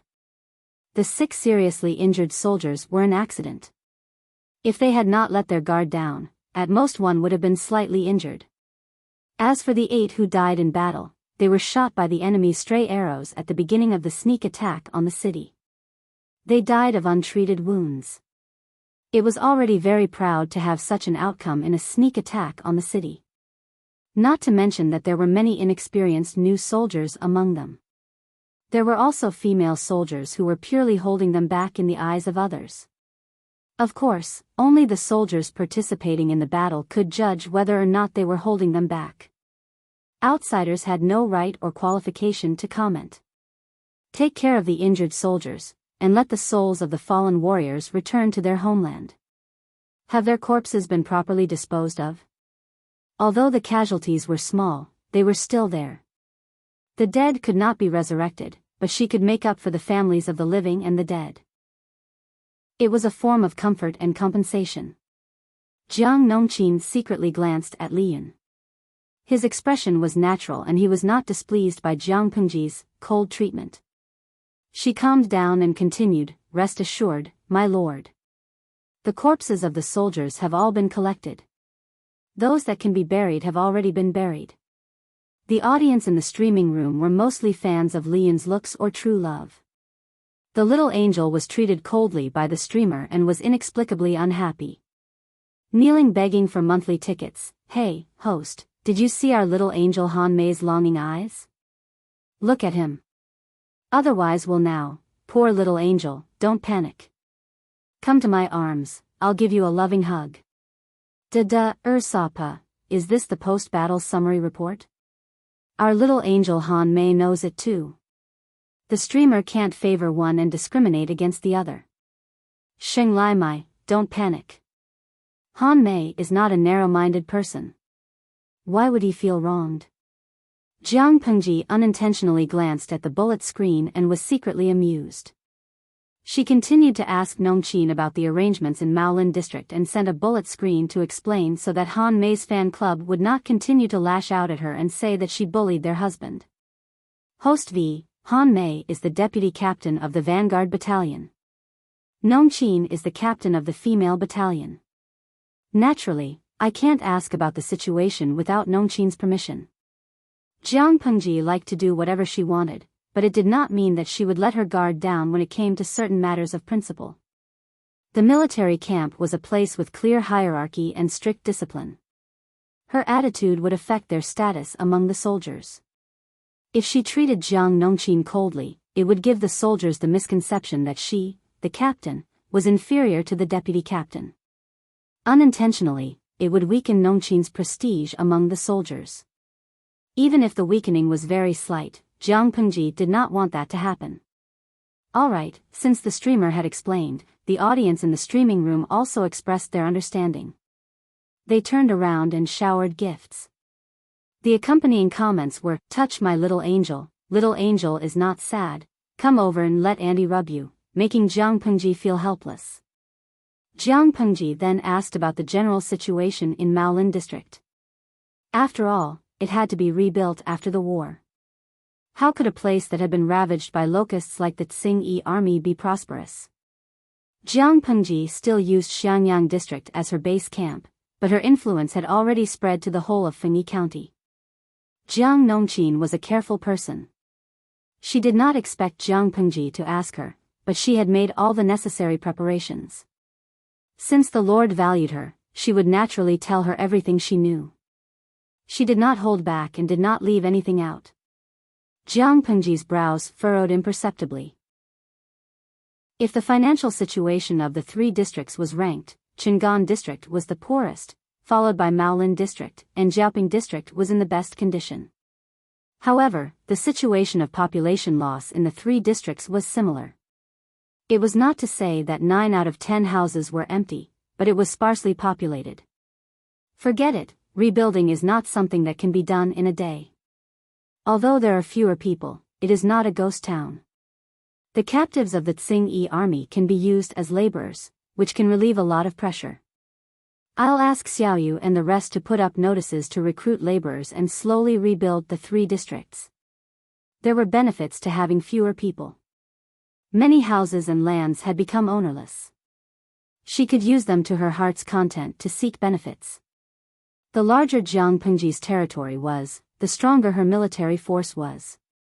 In the eyes of outsiders, her place was a paradise in a chaotic world. When the time came, it was unknown how many people and wealthy merchants would be attracted to seek refuge. Well, think about the houses in Xiangyang district. The prices had gone from being worthless to increasing every day. Recently, wealthy merchants had sent their servants to inquire. The land and house deeds were all in Jiang Pengji's hands. She was still unwilling to let them go. It was too much of a loss to sell them now. When Fengyi County was completely stabilized, these houses could only be sold at the proper price. However, her military force was only about 10,000 people. If they were spread out and scattered across the 4 districts, it was really a stretch. It was imperative to recruit soldiers and expand the military force. During the early stages of rebuilding, it was probably the most dangerous time for Jiang Pengji's power. The territory was too big and the military force was too scattered. If they were caught by the enemy, they might be overturned. However, she believed that her strategists were smart people.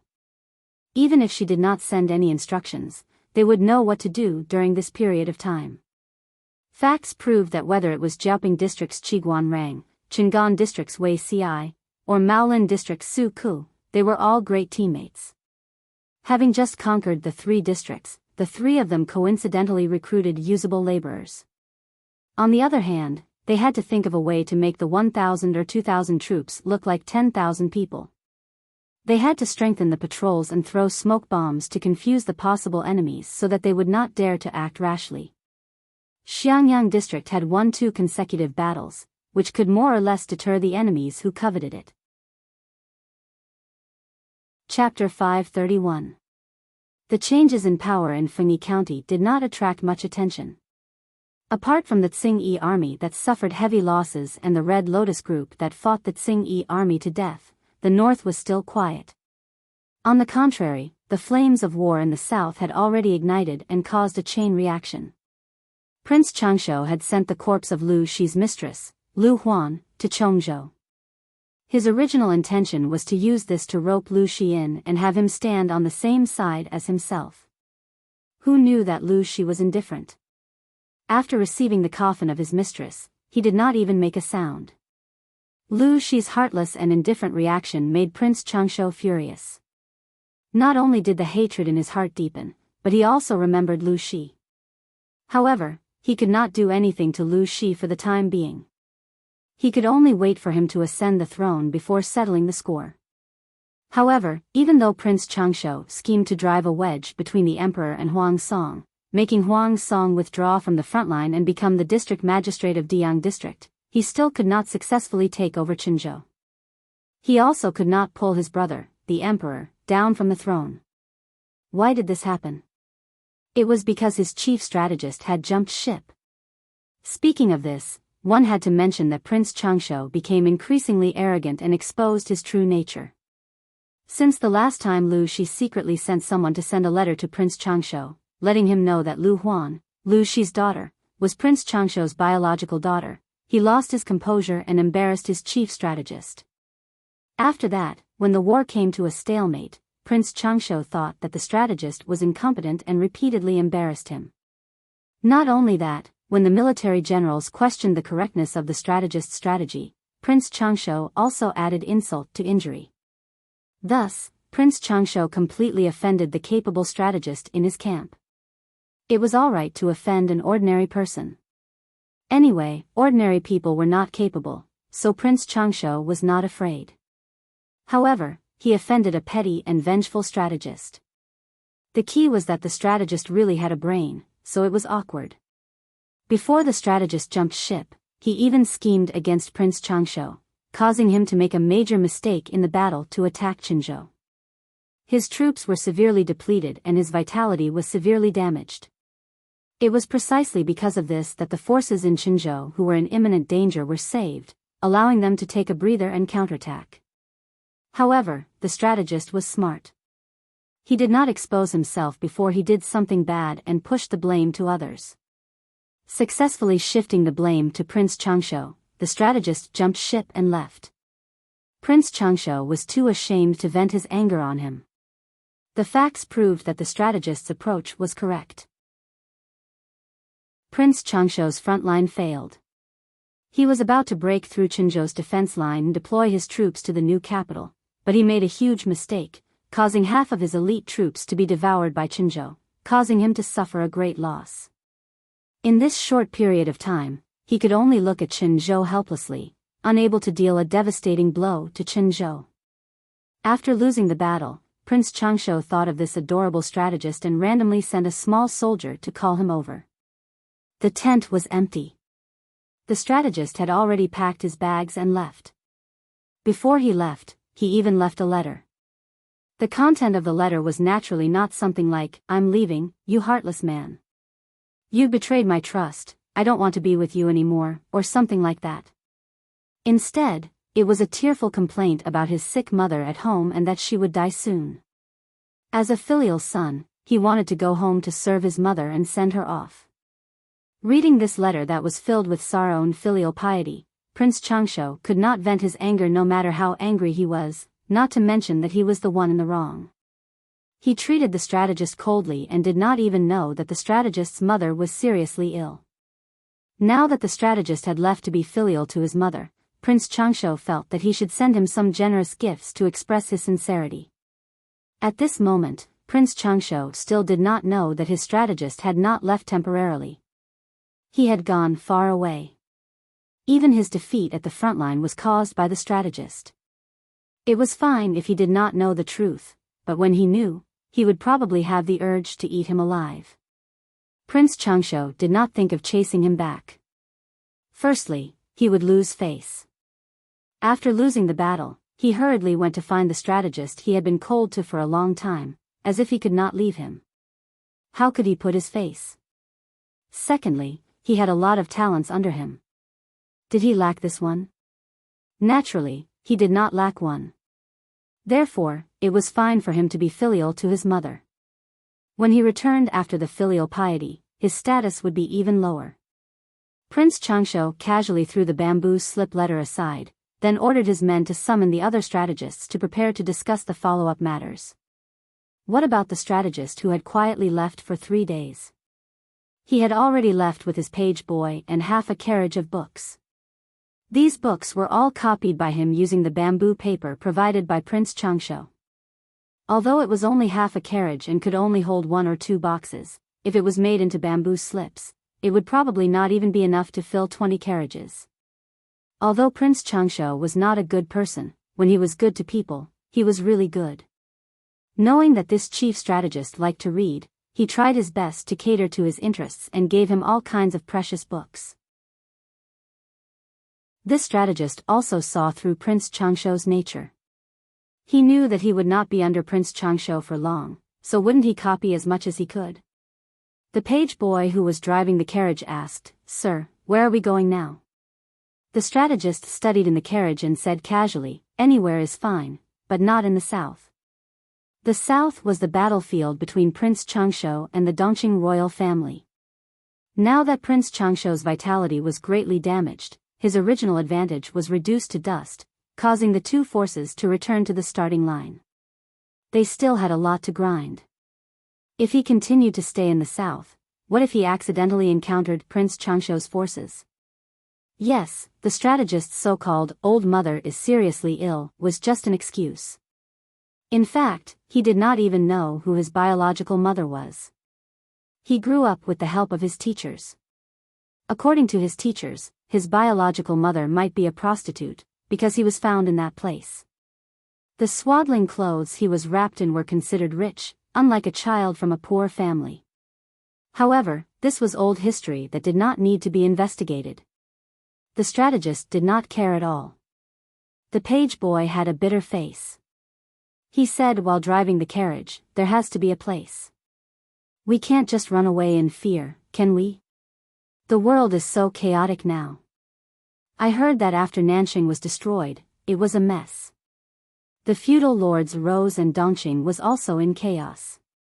It's easy to get into trouble if you run around blindly." The strategist lifted the curtain impatiently and said with a frown, "In the past, I've always said that I'm long-winded and meddlesome.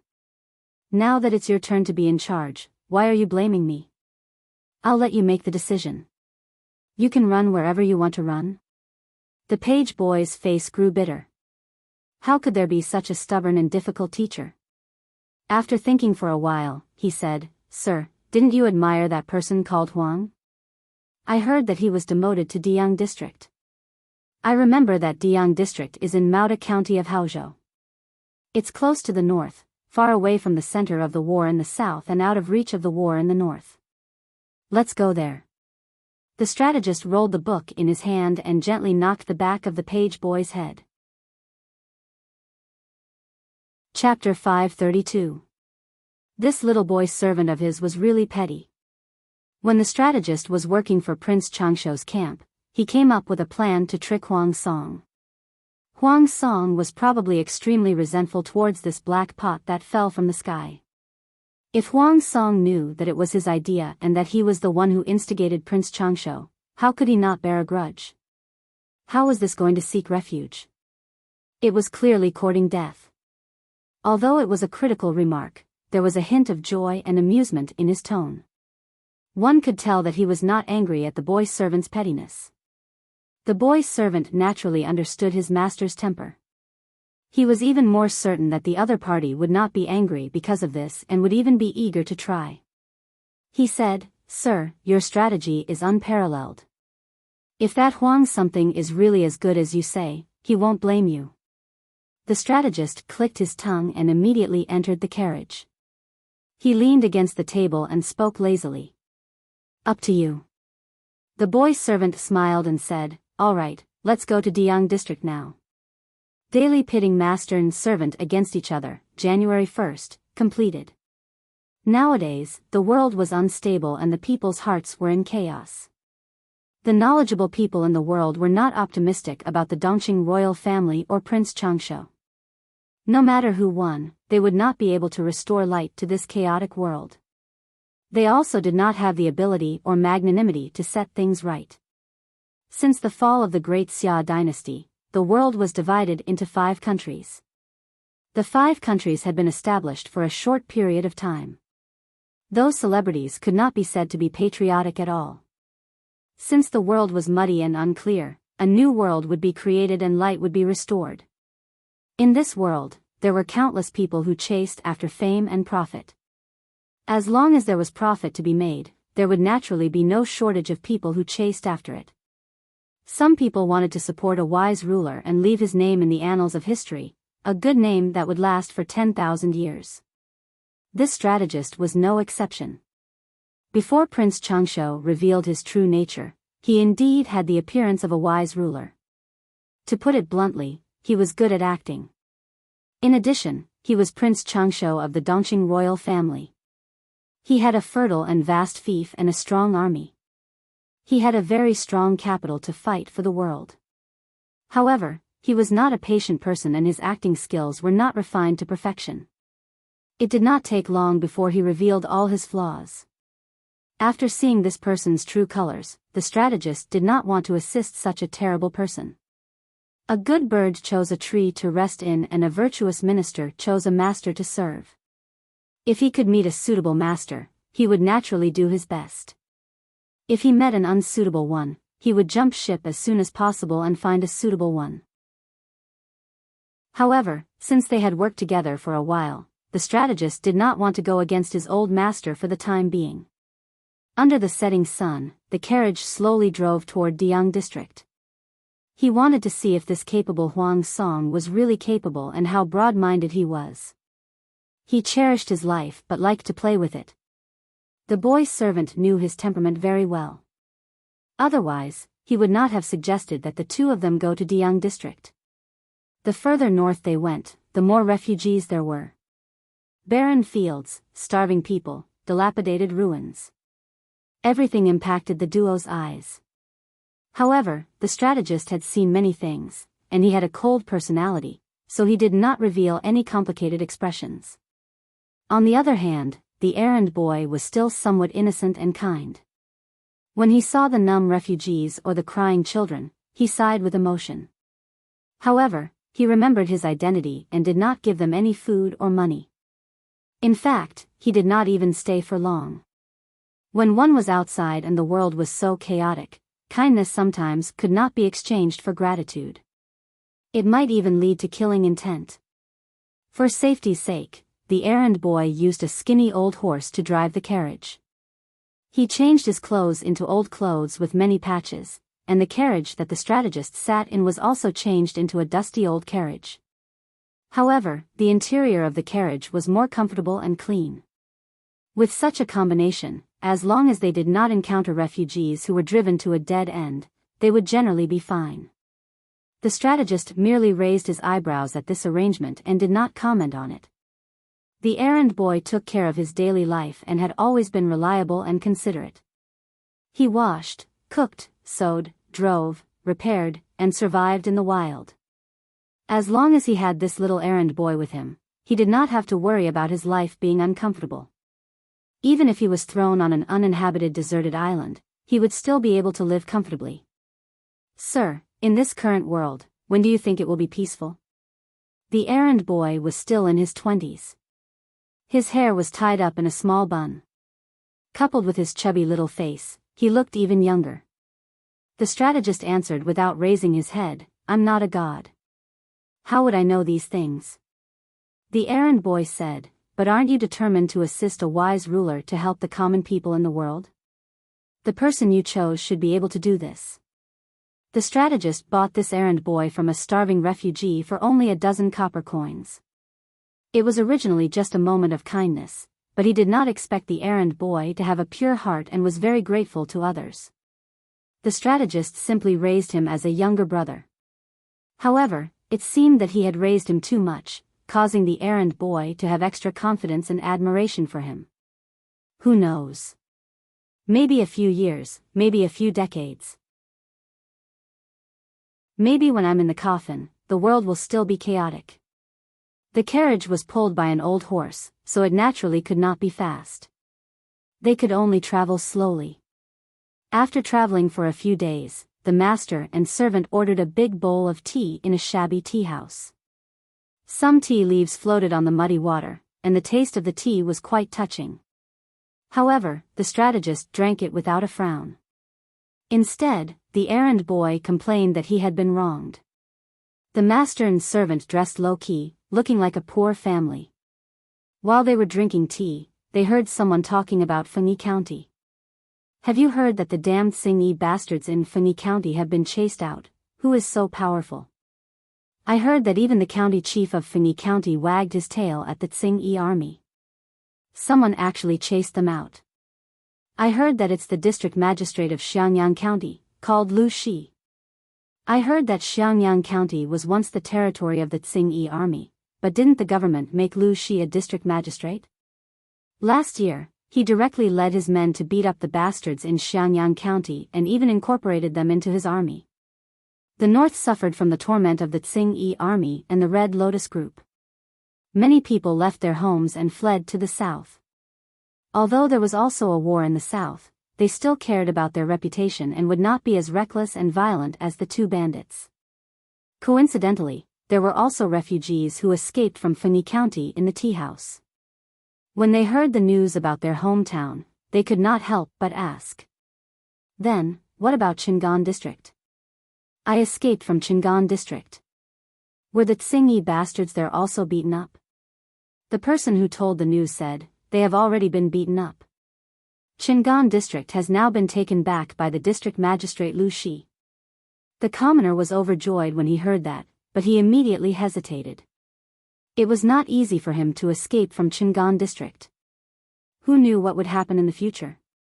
If he went back rashly, he might even lose his life. Someone saw through his thoughts and said, Tisk, you're hesitating. I want to go there and find a job. Unfortunately, my wife and I don't allow it. They say it's a long journey and it would be bad if something happens to me on the way. They insist on stopping me from going. Why? It's good to stay here. Although this place was poor, at least there was no war.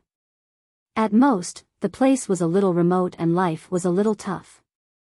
The person looked around and asked the people who heard the news, do you know what kind of place Xiangyang County is? Chapter 533. Your information is really bad. Xiangyang District is a paradise. I heard that the merchants who went there to do business have returned. Many people want to move their families there. I heard that the land there is neat and tidy. It's clean even on rainy days. The houses are like heavenly palaces. The man described it in poor language, and what he said was what he had heard from the merchants. When Fengyi County was still in the hands of the Tsingyi army, the merchants still dared to do business in Xiangyang District.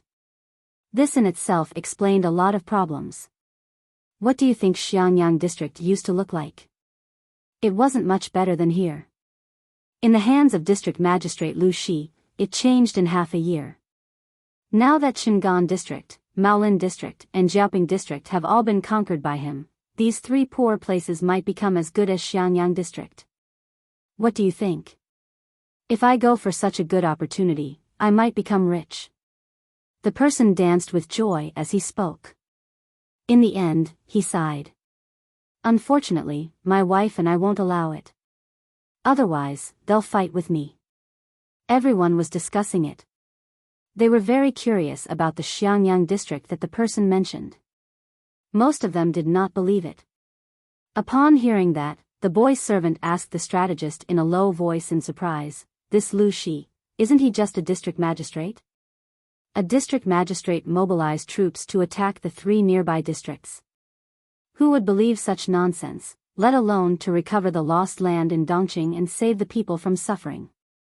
A mere district magistrate actually had the ability and military strength to recover the three districts.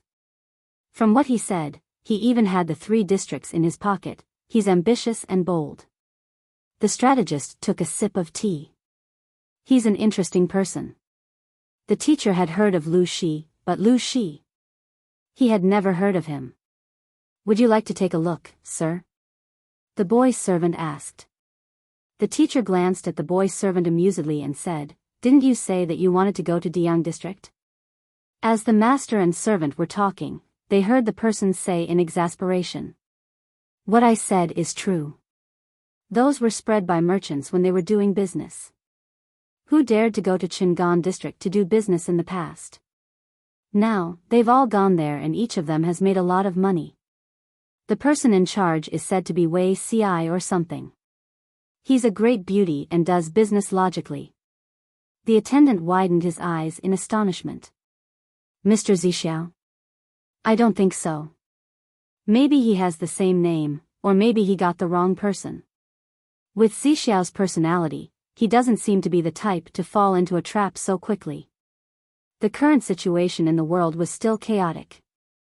With Wei Ci's complicated thoughts, he would most likely choose to observe for a while and wait for the true dragon. The page boy pouted and said, Didn't that person say she was a great beauty? The strategist couldn't help but laugh. I've taught you several times, but you didn't listen. Zixiao hates it when people talk about his appearance. The errand boy raised his hand and rubbed his chubby face. His appearance was mediocre. He really did not understand the mentality of those who wished to be ugly. I'm not allowed to say that she's beautiful. Then I won't say it in the future. The boy grinned.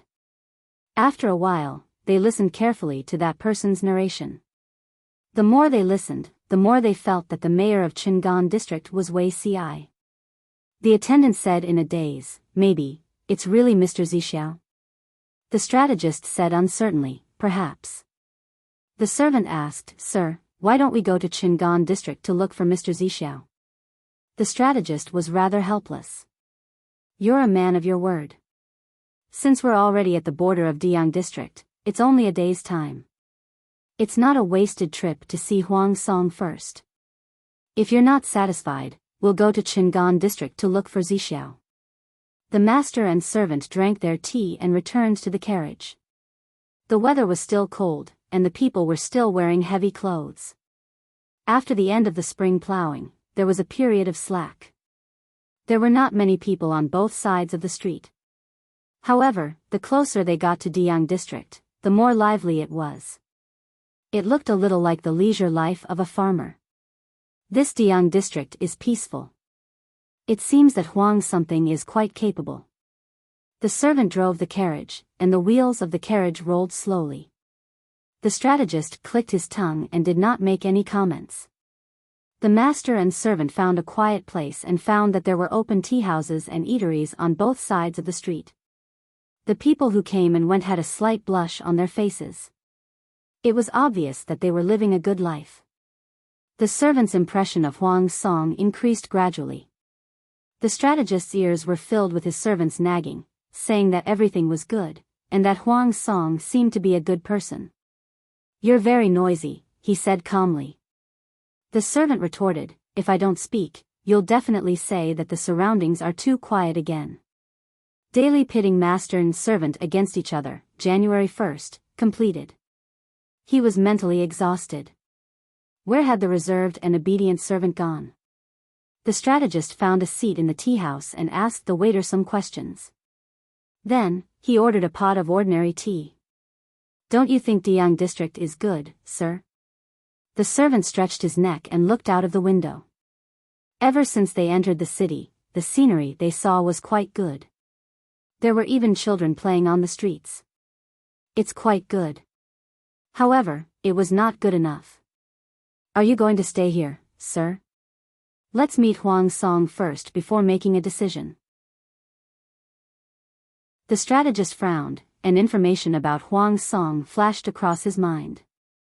Since Huang Song and Feng Ju had caused a lot of trouble for Prince Changsho, Prince Changsho had investigated the identity and background of these two people. Huang Song was the godson of Huang Tan, who was a eunuch's descendant. His family background was a problem. However, he was not much better. Naturally, he would not be picky about his family background. As for his ability, the Diang district in front of him was the best evidence. However, he had to focus on this person's breadth of mind and bearing. After all, he was the one who had schemed to get Prince Changsha to frame Huang Song. How could Huang Song not bear a grudge and be disgusted? He did not want to be put in a difficult position. How do we meet him? The servant asked. Hand over a visitation card and say that Yang Si, from Ding County at the border of Qinzhou, wishes to meet him. The servant exclaimed and said, Sir, if we directly send a visitation card, he might not be willing to meet us. Yang Si said with a smile, if Huang Song doesn't even know who plotted against him, there's no need to meet him. If Huang Song investigated him, he would naturally know who Yang Si was. Regardless of whether he flew into a rage or something else, he should at least meet him. The servant nodded in agreement and wrote a visitation card neatly. When the gatekeeper saw that the servant was dressed in rags and had countless patches on his clothes, he felt disdain in his heart. He took the visitation card unhappily. Without looking at the contents, the gatekeeper took it directly into the mansion. He did not put the card at the top. Instead, he squeezed it to the bottom. The visitation cards placed at the top were all from important people. After waiting for 3 days, there was still no news. Yang Si asked the servant to describe the situation that day in detail, and the servant said it aggrievedly. How would he pay attention to you when you were wearing a set of patched clothes? I'm afraid this card won't even reach that person's table. Forget it, forget it. If we can't meet, then we can't meet. Pack up, let's set off to find Zixiao. That person still owes your master a few strings of money. He hasn't paid for a few years. This time, we must get it back. Yang Si did not have any reluctance to leave, so he asked the servant to pack up and leave. The servant pulled the rug from under his feet. It's not that Mr. Zixiao owes you. It's clearly that you compounded the interest, from a penny of buns to a few strings of money. Yang Si turned his head and scolded him softly, no one will think you're mute if you don't speak. After the master and servant had been on the road for half a day, Feng Ju, who was already crazy busy, inadvertently flipped through the pile of visitation cards on Huang Song's table. Chapter 534. Seeing this visitation card, Feng Ju's heart surged with ecstasy. Ever since he suffered a loss at the hands of Prince Changsha, both he and Huang Song had noticed Prince Changsha's chief strategist, Yang Si. Yang Si was not well known. After all, to become an official or a scholar in Dongqing, there was a requirement for one's family background. People like Yang Si naturally belonged to the lower class. Therefore, Prince Changsha recruited him, which was why Yang Si went to him and was put in an important position. Unfortunately, Prince Changsha was not a wise ruler after all. Yang Si was soon given the cold shoulder. Feng Ju did not expect Yang Si's visitation card to appear on Huang Song's table. This meant that Yang Si had already left Prince Changsha and was currently without a master. If his lord, Huang Song, could recruit this person, it would be like adding wings to a tiger, and his foundation would be stronger. Although Diyang district had not experienced war, this small county also had its own ecological circle. The forces between them were complicated. Huang Song had indeed put in a lot of effort to completely control these and become the veritable magistrate of Diyang district. As soon as the situation stabilized, Feng Ju sent letters to his former classmates and friends. Now, there were already many replies with good news. Unfortunately, they had not come over yet. There were too few people who could be used in Diyang district. Now that Yang Si had come, and he was a genuine talent, how could Feng Ju not be happy? No one would complain about having too many talents, let alone Yang Si, who was a top-notch talent in a certain field. Feng Ju calmed himself down and quickly sent someone to invite Huang Song over. On the other hand, he carefully asked the concierge. Do you know where the person who sent this visitation card lives? Feng Ju glanced at the handwriting on the visitation card.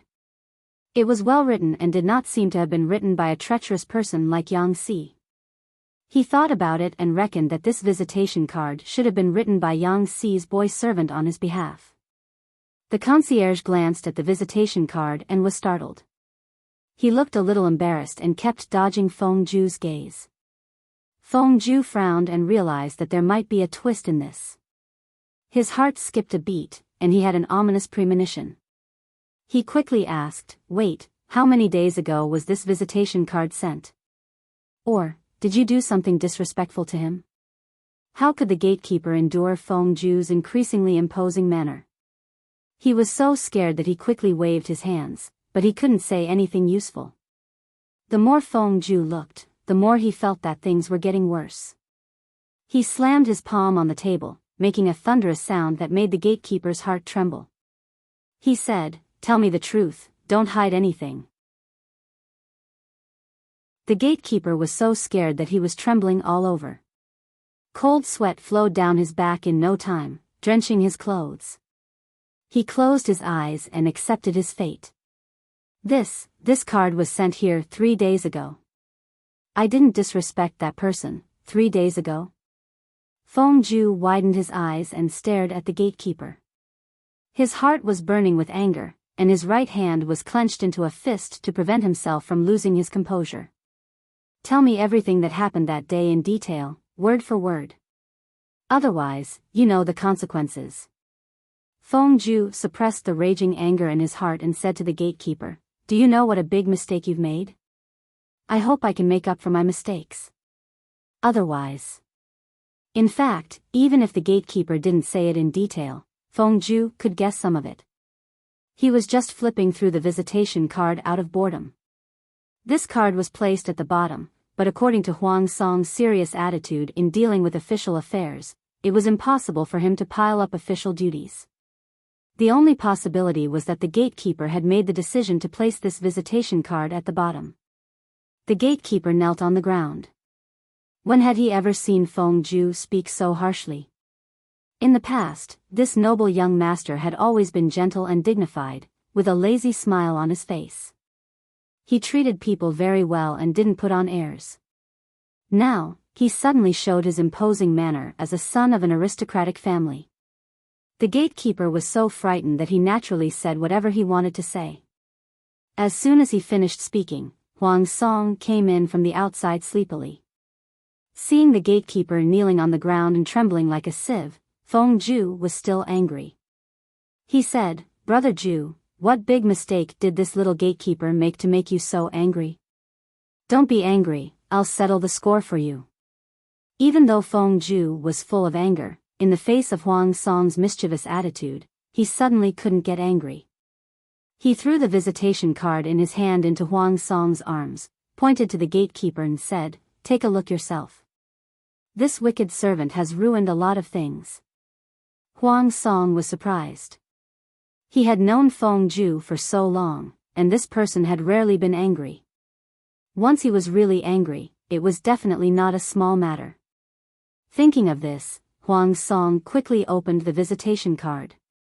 When he saw the name inscribed, his whole face twitched. The culprit who had once pulled him down from the position of colonel had actually come to send a visitation card. This feeling was really dreamy. However, Huang Song immediately realized that this was a good opportunity to recruit talents. Although he had many useful people under him, most of them were relatively mediocre, and top-notch talents were still scarce. Feng Zhu had already written to his classmates and friends, but only a few of them replied affirmatively. Most of the others were taking a wait-and-see attitude. Of those who were willing to come, which one of them didn't come because of Feng Zhu, Huang Song's favor of saving people during the earthquake in Dongqing, and the good reputation he had accumulated during the battle in Qinzhou? Otherwise, based on Huang Song's background alone, why would those nobles pay any attention to him? It wasn't that they looked down on Huang Song because of his background, it was just that Huang Song wasn't strong enough for people to ignore his background. Feng Zhu's social skills were very strong. He had made a lot of friends when he was studying in the academy, and they maintained correspondence all year round. Therefore, Feng Zhu could bring a group of capable talents to Huang Song. However, the current Huang Song was still too weak. If he was a little stronger, the number of people he could persuade would at least double. This Yang Si was the first talent who took the initiative to come to him. It was of great significance. Huang Song quickly asked the gatekeeper, "Where's the person who sent the visitation card?" The gatekeeper said with a bitter face, "I only know that they are staying at a guest house in the city, but it's been 3 days. I don't know if they're still there." 3 days had passed. Huang Song looked at the visitation card in surprise, then looked at the gatekeeper, and then looked at Feng Ju, who was still angry. Well, he could understand why Feng Ju was so angry. Feng Ju's temper was still good, and he always maintained the reserved demeanor of a son of an aristocratic family. If it were Huang Song, he would have kicked the gatekeeper to vent his anger. In fact, he did do that, but he controlled the strength of his kick and did not kick the gatekeeper too hard. Lead the way. Although 3 days had passed, if they were lucky, the person hadn't left angrily yet. However, when they rushed to the guest house, the news they received was that the person had left the city at daybreak. "It's only been half a day, we can still catch up." Feng Ju resisted the urge to vomit blood. This gatekeeper was really tireless. Huang Song was also impatient. He took the reins handed to him by a servant, turned around, and got on the horse, ready to give chase. Feng Ju looked at the back of Huang Song's horse, and he felt like he was about to collapse. The talent who came to him was actually pushed away just like that. Chapter 535. The old horse pulled the carriage and walked leisurely. 1 step, 2 steps, 1 step, 2 steps. The pace was so slow that it made one sleepy. Although they had been walking for half a day, they were not too far away from Diang district. The boy servant sat outside the carriage and muttered, "Sir, what if the person in charge of Qingan district isn't Mr. Zixiao?" the boy servant asked worriedly. Yang Si lifted the curtains on both sides and rolled up a book in his hands. The handwriting on it was delicate and powerful. Although it was not the work of a master, one could see the foundation of the handwriting. It had its own style, which was completely different from the boy servant's regular handwriting style. After listening to the boy servant's complaints, he said, "You're so unpredictable. If it weren't for my good temper, I don't know how much you'd suffer. You were the one who said you wanted to come to Diang district and Qingan district. Now, you're the one who doesn't want to go." The boy servant muttered, "I'm just worried. I ran into a wall in Diang district this time. What if I run into a wall in Qingan district too?" It was very dangerous to go out, especially when the situation in the north was unstable. There were conflicts between the Tsing-Yi army and the Red Lotus group everywhere. There were countless mobs who became bandits. The master and servant could arrive in Diang district safely, but it did not mean that they could arrive in Qingan district safely. Yang Si said, "You're worrying too much. Instead of worrying unnecessarily here, why don't you think about what to eat for lunch today?" "I refuse to eat dry food." The boy servant said with a bitter face, "You're still picky at this time. It's hard to serve you." The master and servant chatted again. After about an hour, the sound of hooves could be heard behind them. Yang Si frowned and leaned a little closer to the window to take a look. He saw a young man in clean clothes galloping on a horse. From his appearance, he should be the son of a wealthy family, but at this moment, it was as if his buttocks were on fire, and he had an anxious expression on his face. Huang Song saw the carriage in front of him moving slowly. He suddenly pulled the reins and saw a thin man sitting inside through the window. His cheeks were a little plump, and his eyes were gentle. His eyes were like dark deep pools, and his lips were naturally upturned. No matter from which angle one looked at him, he was an amiable man. He was far too different from the Yang Si in Huang Song's imagination. When he saw the young attendant sitting outside the carriage, dressed in old clothes full of colorful patches, he stared at him with wide eyes. "Hero, what do you want to do?"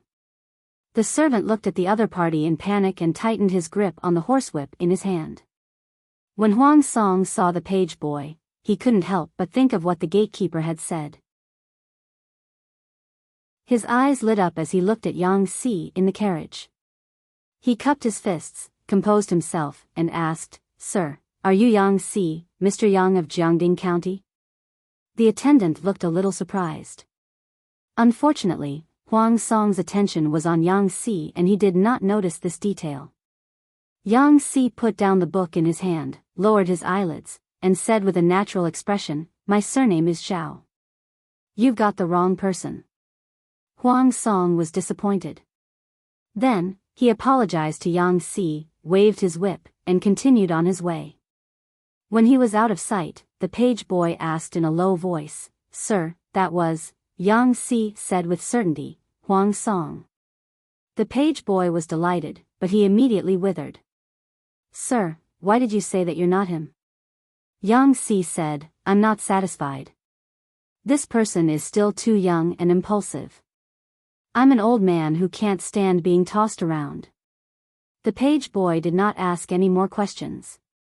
If his master was not satisfied, then it was definitely not good. In fact, Yang Si was very satisfied with Huang Song's behavior of chasing after him.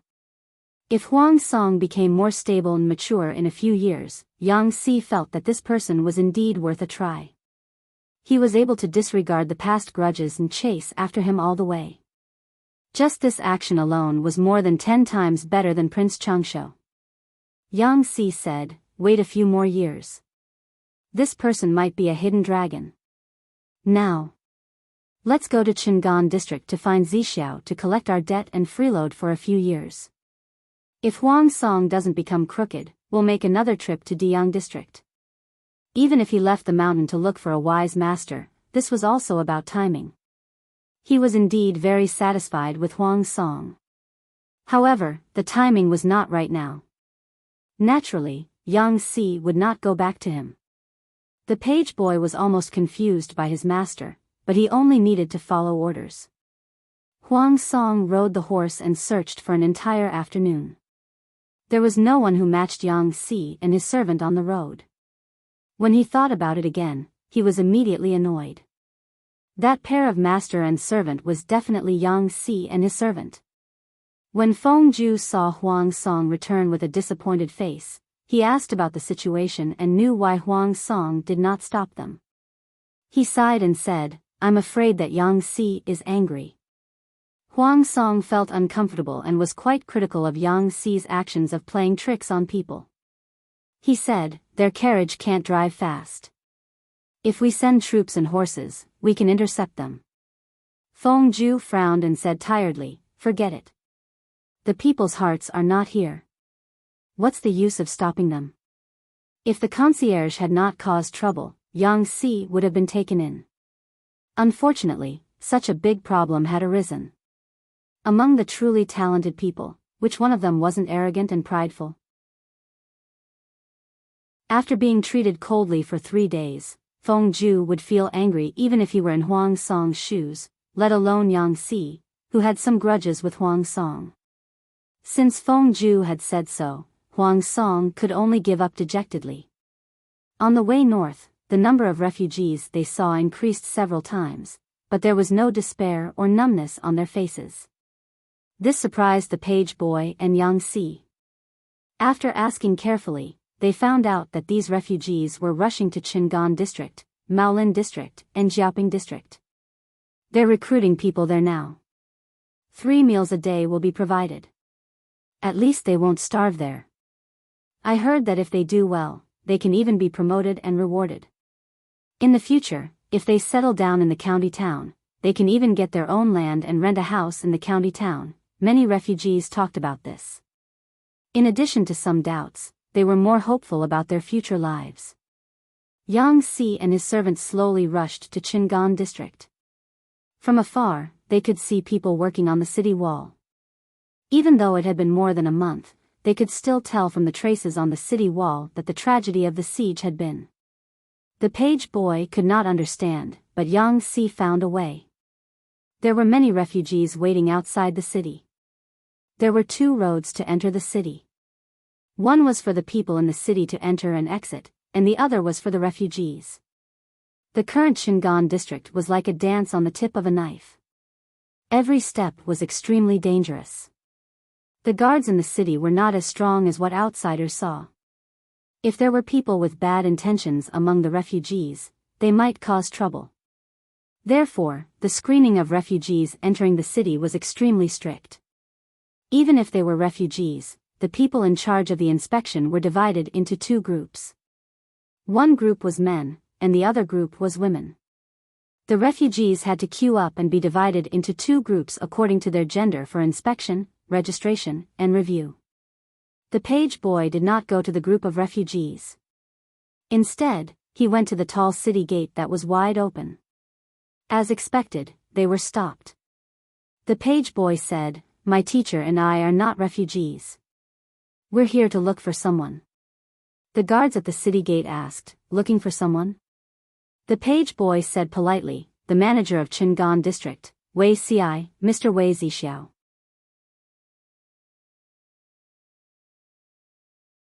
Chapter 536. Qingan district was severely short of manpower. The guards at the city gates were all rotated between the male and female battalions. The guard who came forward to inquire was a female soldier. The attendant was a little slow to realize the gender of the guard, and he looked a little helpless. There was something wrong with Qingan district. Why would they let a woman guard the city gate and let her be exposed to the elements? The female soldier did not know what the other party was thinking. She saw that the page boy was wearing old clothes that were full of patches. The horse that was pulling the carriage was an old horse that looked like it was about to die. The horse walked slowly and the carriage was shabby and simple. They must have suffered a lot in Qingan district. The female soldier felt a bit of pity and asked with a gentler voice, "Are you here to find Mr. Wei?" Seeing that the female soldier had a good attitude, the servant felt relieved. It was good that he could communicate. He was afraid that he would meet someone who looked down on him. "My master's surname is Yang, and his name is Si. He is a good friend of Mr. Wei. I wonder if this, young lady, could you help me pass a message?" When the female soldier heard that Yang Si was Wei Si's friend, she did not dare to slight him. She ordered the messenger to pass on the message, and then respectfully asked the page boy to drive the carriage to the side so as not to block the people behind from entering the city. The servant was astonished to see the orderly scene at the city gate. "Sir, this place is interesting." It was the first time in his life that he had seen a female guard the city gate. Yang Si said, "It's indeed quite interesting, but it doesn't seem like Zixiao's style." He hit the nail on the head. This was indeed not Wei Si's doing. Wei Si's body was delicate and weak. Now that the seasons had changed, it was the season where it was easy to fall sick. He labored for a while before falling sick gloriously. In order not to be criticized by the audience in the streaming room, Jiang Pengji took the initiative to take over the miscellaneous items in Qingan district. Wei Ci took care of things from the side. She reminded Wei Ci, "I say, with your body, you really need to take good care of it."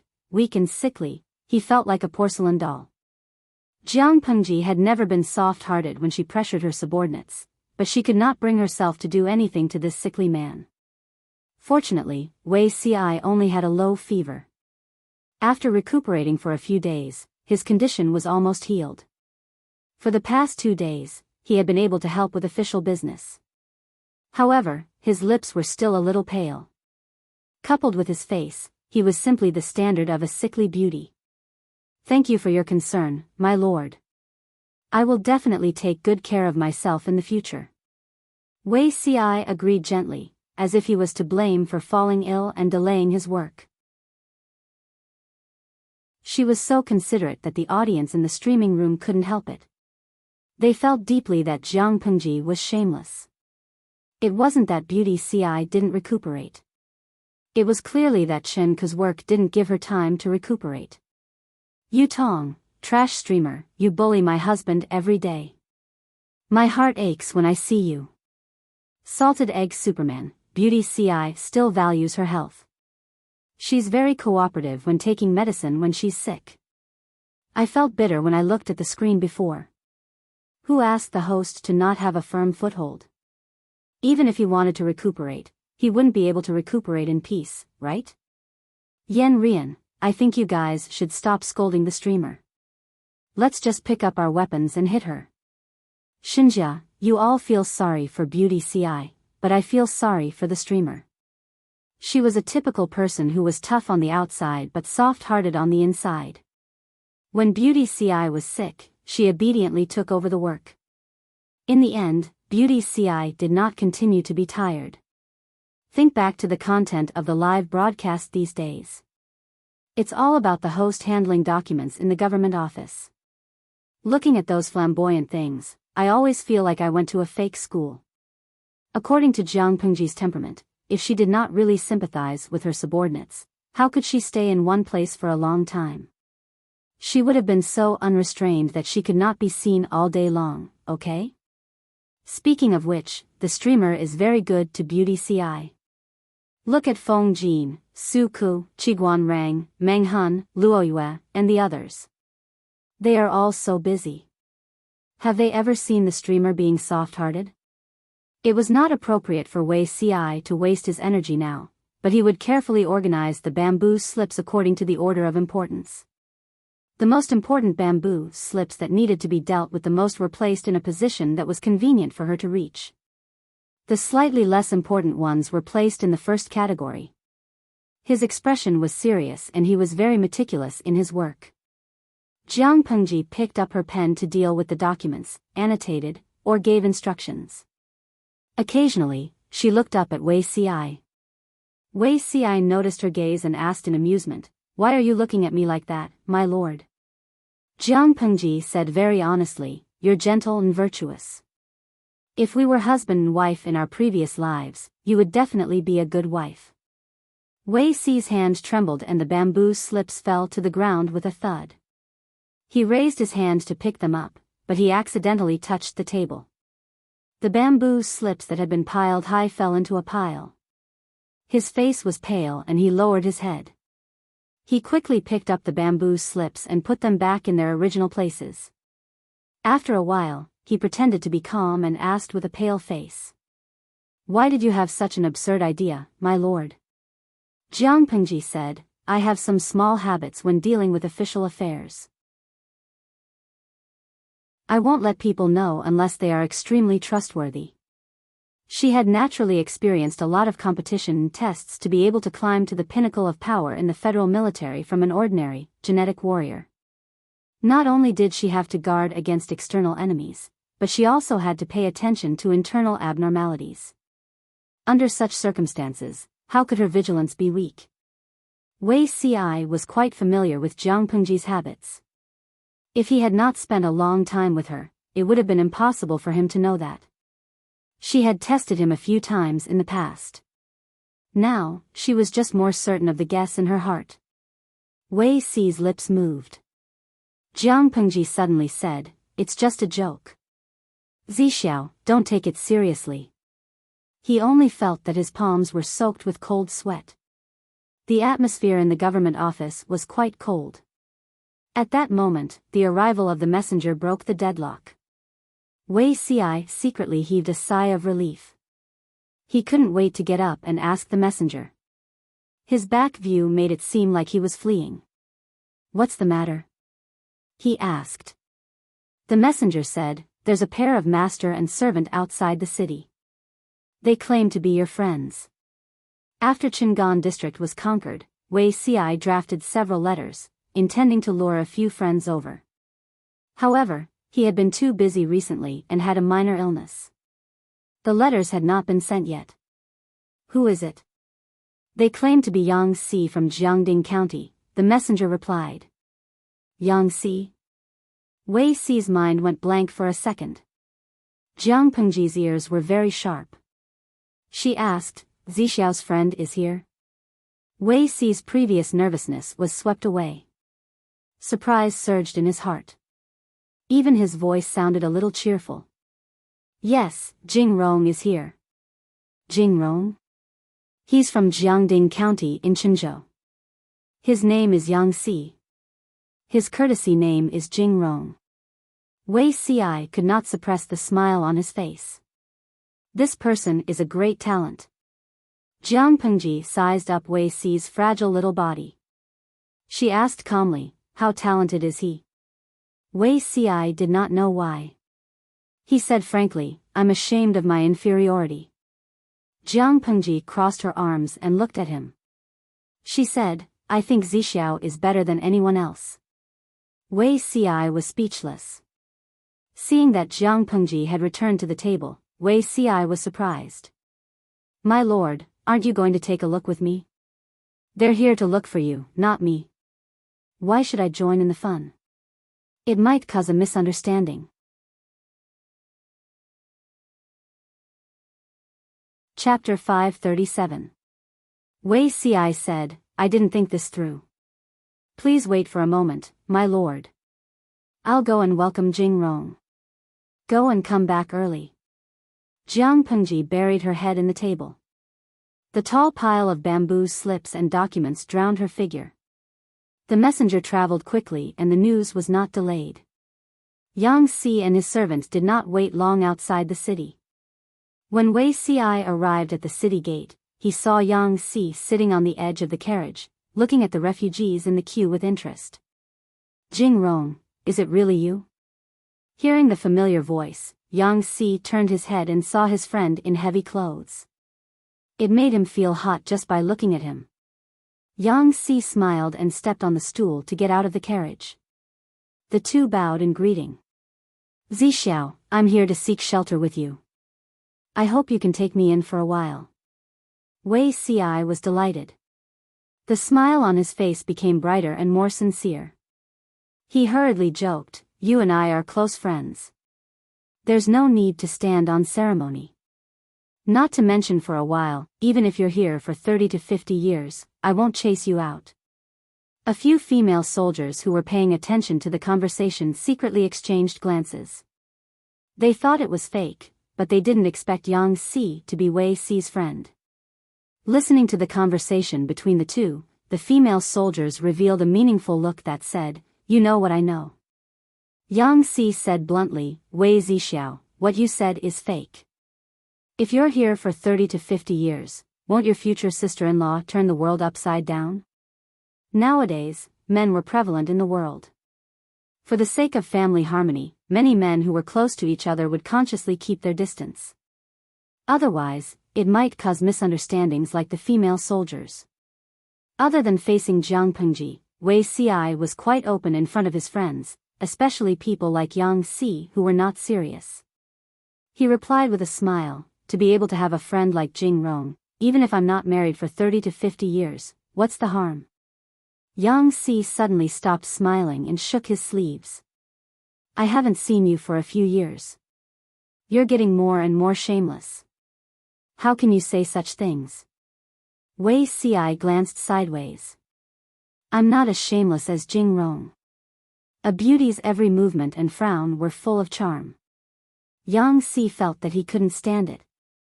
The boy servant beside him looked at Wei Ci's face with infatuation. Seeing this, Yang Si secretly hit the boy servant on the back of his head. Wei Ci was beautiful, but he was also black-hearted. Wasn't he afraid of being secretly plotted against by him? The two of them chatted for a while before Wei Ci took the initiative to welcome Yang Si into the city. His attitude was warm and thoughtful, which made Yang Si nervous. He had no choice but to be tense. How many years had he known Wei Ci?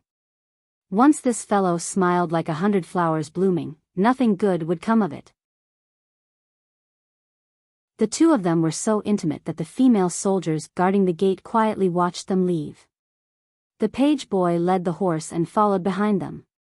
The first female soldier said, Is that person Sir's wife? Female soldier B, why do I feel that? Sir is more like my wife. When he entered the inner city, there were very few people in the surroundings. The houses were dilapidated and damaged, and it was a desolate scene. Yang Si followed Wei Ci for a while before he saw that someone was tearing down the ruins. The surface of the ground was dug full of potholes. He collected his thoughts and asked Wei Ci seriously, when I first heard that the chief of Qingan district was Zixiao, I thought it was just someone with the same name. After all, according to Zixiao's character, it was impossible for him to fall into the trap so early. The master you serve now is very ambitious. There was a faint smile on Wei Si's lips. Yes, no one can be more ambitious than her. Yang Si was puzzled. His eyes lingered on Wei Si's face. He felt that after not seeing him for a few years, they were no longer friends. Wei Si smiled and dispelled his doubts. Jing Rong should know my ambition. When I saw her, I knew that she could do it. She might be the only one who could do it. Since I've already met the right person, why should I care about whether the timing is right or not? A fine bird chooses a tree to nest in, and a virtuous minister chooses a master to serve. Since he had already met a capable person, he naturally had to seize the opportunity. Yang Si knew Wei Si's ambition. He said in astonishment, "You're actually serious? My heart is like a stone, it can't be changed." He was so serious that he couldn't be more serious. Yang Si was stunned for a while. He pointed at the scene of devastation and said, "That's it? Are you sure?" Wei Si said, "Within 3 months, Jing Rong just needs to watch. Who knows if the ruins today will become an existence like the capital." The more he said so, the more curious Yang Si was. He said, "Just because of what you said, I have to freeload in your house for 3 to 4 months to see what this place can become." Wei Si smiled meaningfully. This was exactly what he wanted to hear. He could drag Zhang Ping, who was in the hermit clique who was obsessed with his wife Crane, into the water. Could he not deal with Yang Si? Zhang Ping was a person who didn't care about anything, but now he was ordered around until he was dizzy and disoriented. When he sent a letter a few days ago, he was still complaining that he hadn't had a good rest for a long time. Now he could sleep soundly as soon as his head touched the pillow. Yang Si was different from Zhang Ping. It was too easy to drag him into the water. Yang Si looked at Wei Si's smile and shivered involuntarily. He felt some goosebumps on his back. He said rudely, "Don't smile, I get scared looking at you." Wei Si listened and his smile grew. The pressure of the government office was basically piled on Jiang Pengji. Wei Si, a patient who had just recovered from a minor illness, did not need to do much work. There were not many places to live in the district, and it was a comprehensive renovation. Wei Si's residence was arranged to be in a house near the district headquarters. It was said that the previous owner of the house was a wealthy businessman. Later, his entire family was destroyed by the Tsing-Yi army. It was an ownerless property and was taken over by the public. Wei Si brought Yang Si and his servant into his house. He did not deliberately ask about their purpose in coming to Qingan district. It was just a normal visit. He understood Yang Si. This person's style of doing things or planning was like a poisonous snake. He was patient, dormant, and killed with one blow. However, no one was perfect. Yang Si's hobby was a fatal flaw. This person loved delicious food. He loved to eat, but he was picky. He was very picky. When conditions permitted, he would never eat vegetables if he could eat meat, and he would never drink soup if he could drink wine. Wei Si had the experience of his previous life. He was very clear about how Yang Si was tricked by Jiang Pengji. The black-hearted Jiang Pengji tempted him with delicious food and alienated the friendship between Yang Si and his lord, causing a misunderstanding. It was fine if it happened once or twice. Yang Si also explained clearly. But what if it happened more often? Many a little makes a mickle. Yang Si's lord, Huang Song, was also quite suspicious by nature. He did not say it on the surface, but he must have remembered it in his heart. Yes, in his previous life, Yang Si was defeated by his hobby of gluttony. In his previous life, Wei Si and Yang Si secretly reminisced about old times. This person hugged him and poured out his grievances, scolding Jiang Pengji. It was easy to change a leopard's skin. Yang Si was defeated by his gluttony in his previous life. Naturally, he would be defeated in this life. In order to take care of Wei Si, the patient, Jiang Pengji assigned him the chef she had trained in the district headquarters kitchen. One could imagine what the 3 meals in Wei Si's house tasted like. Yang Si would not stand on ceremony with Wei Si at all. It was as easy for him to order Wei Si's chef as if he was ordering his own boy servant. In just 7 or 8 days, the boy servant tragically discovered that his master's face had grown fatter.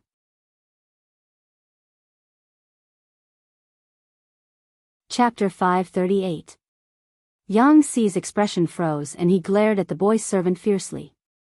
Don't say it if you don't know how to speak. Which boy servant bullied his master all day like this kid? The boy servant packed up the clean clothes, folded them neatly into the suitcase, and muttered, Master is picky about food. He won't eat this or that. He won't stop until he gets what he wants to eat. I don't have the skills of a chef. Yang Si was stunned and said matter-of-factly, then go and learn. The boy servant chuckled, I also ate some. Such delicious food must be a family skill. Who would be willing to teach outsiders? If that's the case, it makes sense. By the time Wei Si returned, the moon was already high in the sky. Yang Si squatted down to wait for him and asked, Can your family's chef be sold?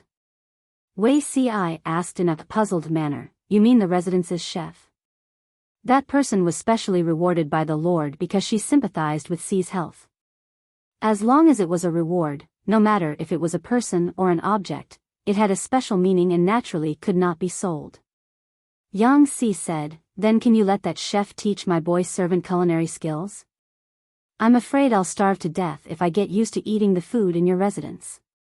Yang Si never hid his hobbies in front of his best friend. Eating was also a kind of art. Loving to eat was also a way to enjoy life. There was nothing to be ashamed of. Wei Si thought about it and said bluntly, You can, but the chef's main responsibility is to be in charge of the residence's 3 meals and teaching others culinary skills. I'm afraid this is not his job. If you want to learn, you need to pay for it. Talking about money hurt feelings, and talking about feelings hurt money.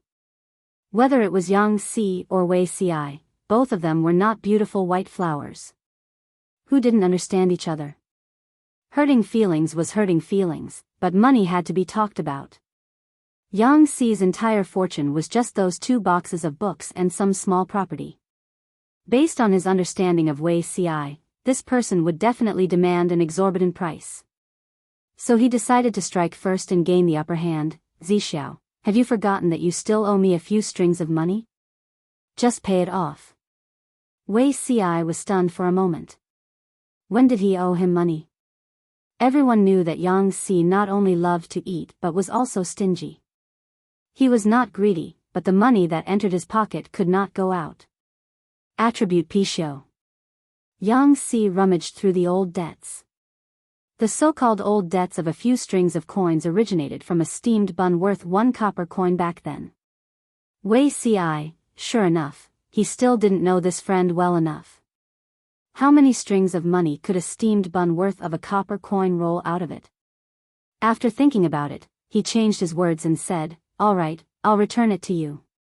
Yang Si was surprised. When did Wei Si become so easy to talk to?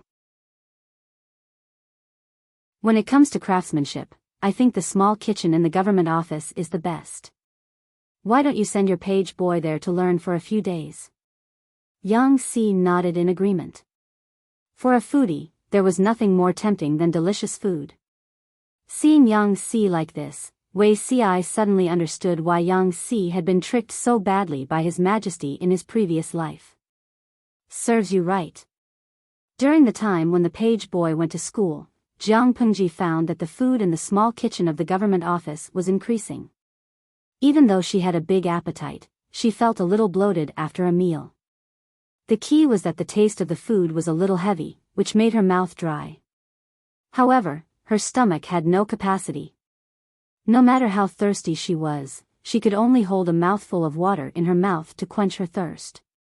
She could not swallow it. She called the chef over and asked.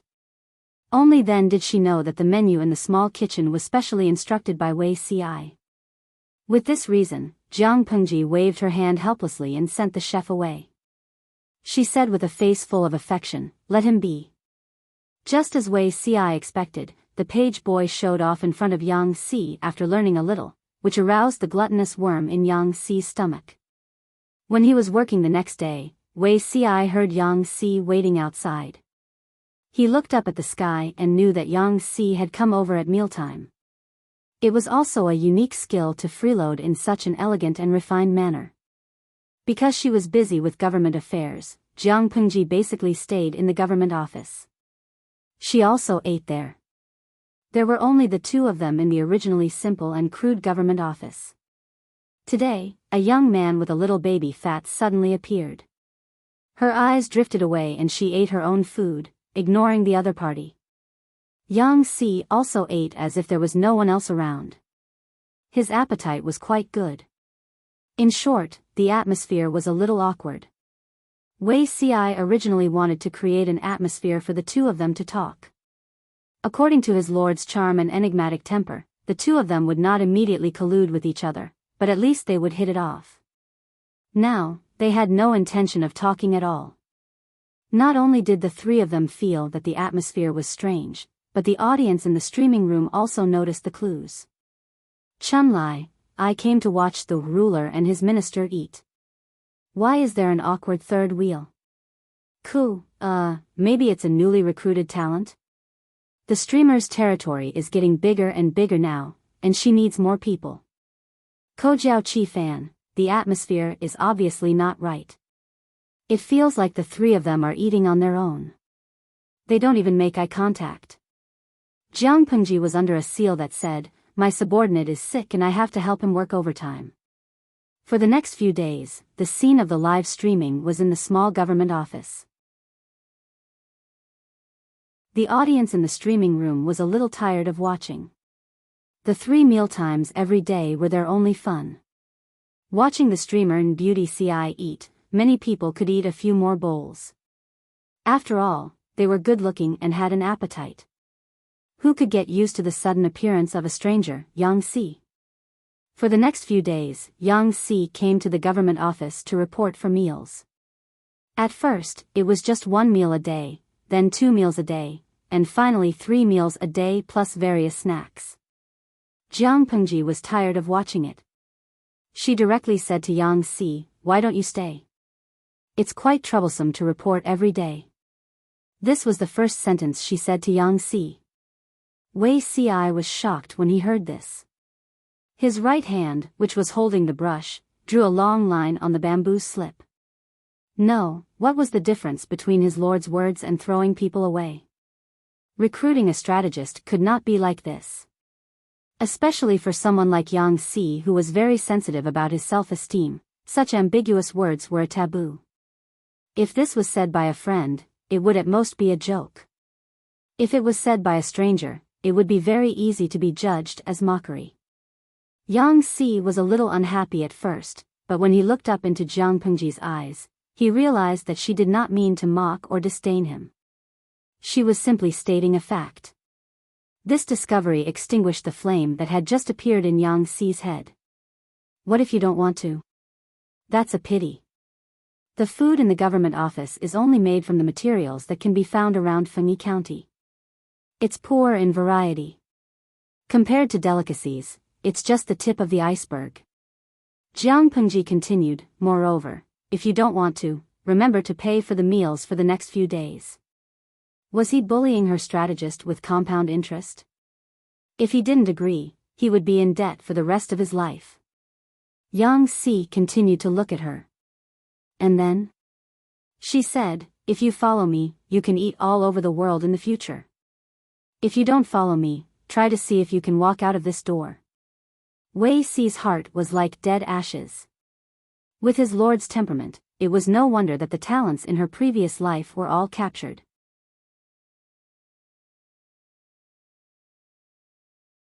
Chapter 539. Jin Tian Wugang, I've lived for a long time, but this is the first time I've seen someone recruit a strategist like this. Streamer, even if you want to court death, don't do it like this. If this gets out, how can you hire employees in the future? If you can't hire employees, who will work for you in the future? There's a limit to courting death. Yoguai, I'm thinking, if in the romance of the Three Kingdoms, Liu Bei said to Zhuge that if you don't follow me, I won't let you go out of this door. Do you think there will still be a three-way division of the world? Ha ha ha, I'm dying of laughter. The streamer has a unique style. Ishibuzen, although I'm very surprised, this is really in line with the streamer's temperament. It's something she would say. However, strategists in ancient society all have their own pride. With such a threatening method, the other party might not be willing to submit, right? With his life threatened, Yang Si might agree to the streamer's recruitment, feign civility, and then backstab the streamer when she's not on guard. The above viewer could be considered the emperor of truth. Didn't Yang Si trick his old master, Prince Changsho? The key was that Prince Changsho only treated him coldly. He came and went at his beck and call without giving him any face or dignity. Jiang Pengji, on the other hand, directly threatened Yang Si's life. Comparing the two, it seemed that Yang Si would hate Jiang Pengji more. There were many onlookers in the streaming room. Except for a few people who could speak seriously, the others were all amusing. Gus Huilionyan, Tisk, TSK. You're still too young. If the streamer wins Yang Si over, she'll definitely throw a bunch of trivial official documents at him. She'll squeeze out all his human resources and make sure that he has no personal time apart from sleeping, eating, and going to the toilet. He'll be so busy that he won't be able to think about anything else. When the dust settles, it'll take at least half a year. Gus Huilionyan, do you think it's possible for a person like the streamer to not win his loyalty in half a year? When everyone saw the bullet screen, they all sent a string of ellipses. It made so much sense that they were speechless. What Jiang Pengji needed the most now was people who could work. As long as the work was done, everything would be fine. Lo Siji Lianmeng, haha, I haven't been in the streaming room for a long time. Actually, you don't have to worry too much. Strategists have their own temperament. Maybe the streamer's domineering style is more to Yang Si's liking? After all, you have to believe that your host is not an ordinary person. Moreover, Wei Si and Yang Si were good friends. How could Wei Si watch him cause trouble? It was true that Wei Si could not watch Yang Si plot against Jiang Pengji, but he also did not want Jiang Pengji to lay her hands on Yang Si. If that was the case, who would dare to pledge allegiance to her in the future? Master, Wei Si could not help but shout nervously when he saw the tense atmosphere between the two of them. Jiang Pengji ignored Wei Si and continued, Sir, please don't think that I'm willful and overbearing. It's just that this is the government office. The documents that have been put aside are related to the lifeline of the district. The calamity of Fengyi County has just been settled. I don't want to attract unnecessary trouble at this time. Otherwise, Yang Si would become one of them, and it would be fine for him to walk around the government office. Otherwise, in order to keep the secret, even if Yang Si could leave the government office, he could not leave Qingan district. Yang Si's expression did not change. Instead, he asked with interest, That's how you made Zixiao stay? He understood Wei Si. This person would not join the world situation so early, let alone assist a young lad with a bad temper. He had been puzzled before, but looking at it now, he felt that he knew the truth. Jiang Pengji said narcissistically, Of course not. Zixiao admires my talent and took the initiative to travel thousands of miles to look for me. Wei Si looked slightly embarrassed. Yang Si almost could not keep the expression on his face. He had seen narcissistic people, but he had never seen such a narcissistic and confident teenager. Yang Si said bluntly, You're not the wise master I'm looking for. He even despised Huang Song for being too immature. He despised a willful and mischievous young lad like Jiang Pengji even more. Jiang Pengji also said, I didn't say that I want you to stay here forever. Yang Si and Wei Si were speechless. They looked at her in surprise. What did she mean? She continued, You've freeloaded so many meals in the government office these days. Doesn't your conscience hurt when you see Zixiao and I being so busy? You should at least help out and pay for the food, right? After you're done with your work, you can go wherever you want. I won't keep you. Yang Xi's face turned slightly green. So this person was just unhappy that he didn't pay for freeloading, so she asked him to be a part-time worker? Wei Xi secretly face-bombed. Forget it. He really couldn't expect his lord to take the normal route of being courteous and condescending to the wise to recruit talents. Yang Xi responded with an "oh" and smiled meaningfully. It's not impossible for me to temporarily help you for a while by letting me come into contact with the government affairs of Qingan District. It's just, aren't you afraid that when I leave, the news will be leaked and it'll be disadvantageous to you? Jiang Pengji rolled her eyes and said indifferently, when you leave, not only Fengyi County, but perhaps the entire Wanzhou will be in my hands. Her tone was flat, but Yang Xi could feel the irresistible and absolute confidence under her calmness. Young Langjun, you're so ambitious, Yang Xi said. Are you looking down on the royal family of Dongqing? At least Dongqing hadn't been completely destroyed. I heard that you used to work for Prince Changsho. Prince Changsho led his troops to besiege Qinzhou in the name of purging the emperor's corrupt officials. Don't you know what kind of scheme it is? Jiang Pengji said indifferently. As the old saying goes, it's better for the nobles and generals to have guts. Isn't it a matter of course that I, Lu Shi, can occupy the 4 districts of Fengyi County as the magistrate of Xiangyang District? At first, Wei Xi was worried that Yang Xi would really bear a grudge against Jiang Pengji, but as their conversation progressed, he calmed down instead. Yang Xi was very ambitious and restless. Jiang Pengji's arrogant and unruly character and style were to his liking. In particular, the phrase, "it's better for the nobles and generals to have guts," hit Yang Xi's itch even more. In today's world, if one didn't have looks, family background, or fame, even if one was talented, it was still impossible to climb up. Yang Xi followed Prince Changsho's path to become an official. Wasn't it because he was unconventional and only used those who were talented? Unfortunately, Prince Changsho was just putting on an act. He didn't really care about his background. It was inevitable that Yang Xi would be at odds with him. Jiang Pengji was rather talkative. It's not just Fengyi County, not just Wanzhou, not just Dongqing, not even just the 5 countries. As long as I can stand on my feet, I want to go. I can do what my predecessors can't. At that moment, the smile on Yang Xi's face was slightly forced. He said sarcastically, "Young Langjun, you only have Fengyi County, and there's still the Tsing-Yi army and the Red Lotus group eyeing you covetously. Aren't you afraid that you'll cut your tongue by saying such big words?"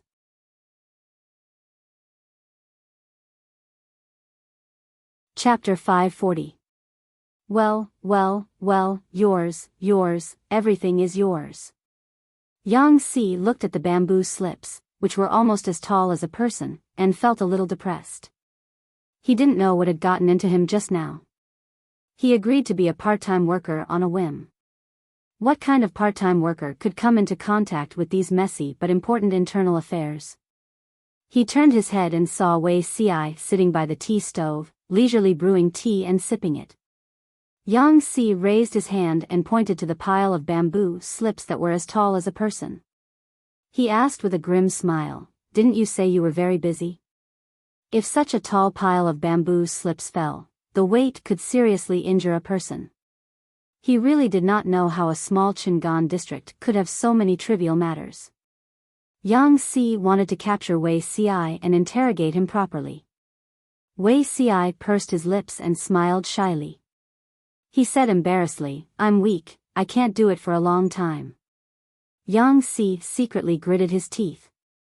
He sneered and said sarcastically, "It's fine if you lie to others, but you can't lie to me." What weak? Wei Xi's body was very weak, but it was not to that extent. "Jing Rong, I really didn't lie to you. Last winter, I was trapped in the deep mountains. It was snowing heavily and cold air entered my body. My body is not like before." Wei Xi still had a gentle smile on his face. His words sounded pitiful, but there was a hint of slyness in his eyes. "If you're too busy and fall sick, all the miscellaneous things in the government office will be piled on you. In this way, I can't bear to do it. Can't bear to do it? Touch your conscience. When you said this, did you mean it? Everyone knew each other well. Others said that Wei Ci was noble and virtuous, but he knew that this person was also full of evil tricks. Every word I said, absolutely not a lie, Wei Ci said. Yang Si chuckled. He no longer had the strength to continue to refute. He was really afraid that this fellow would really fall sick. Then, the trivial matters of the government office would be piled on him. As for Jiang Pengji, after capturing Yang Si as a free laborer, she was completely liberated from the government office. Yang Si worked for 3 days in a row. He found that Jiang Pengji seemed to have disappeared from the world. Except for appearing on time at mealtimes, she was nowhere to be seen at other times. For lunch, Jiang Pengji carried a pile of bamboo slips into the kitchen as soon as the food was served. At this moment, Yang Si realized that she was not wearing her usual wide-sleeved cloak. Instead, she was dressed in a neat brown dress. Her trousers were rolled up high above her knees, and her sleeves were rolled up, revealing most of her arms. Her feet seemed to have been soaked in the water for a long time. Yang Si glanced at the bamboo hat on her head, and there was a strange look in his eyes.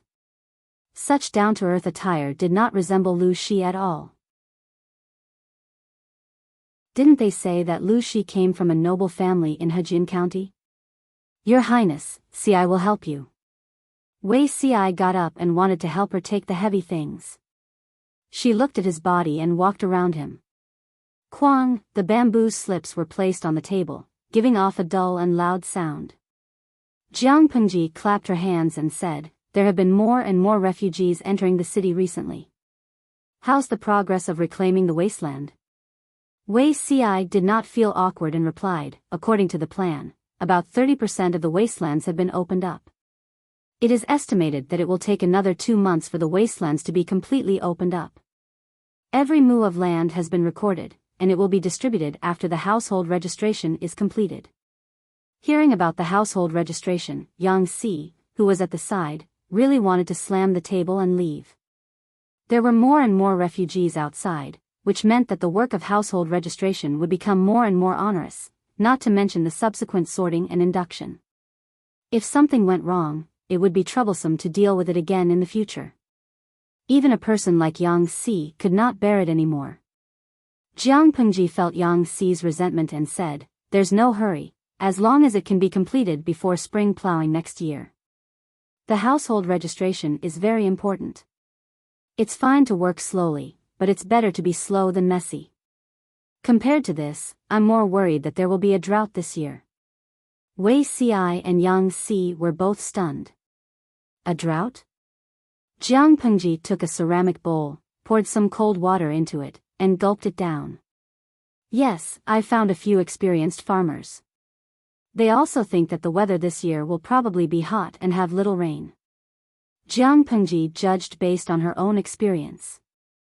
In addition, her brain was strong, so she could see details that ordinary people could not.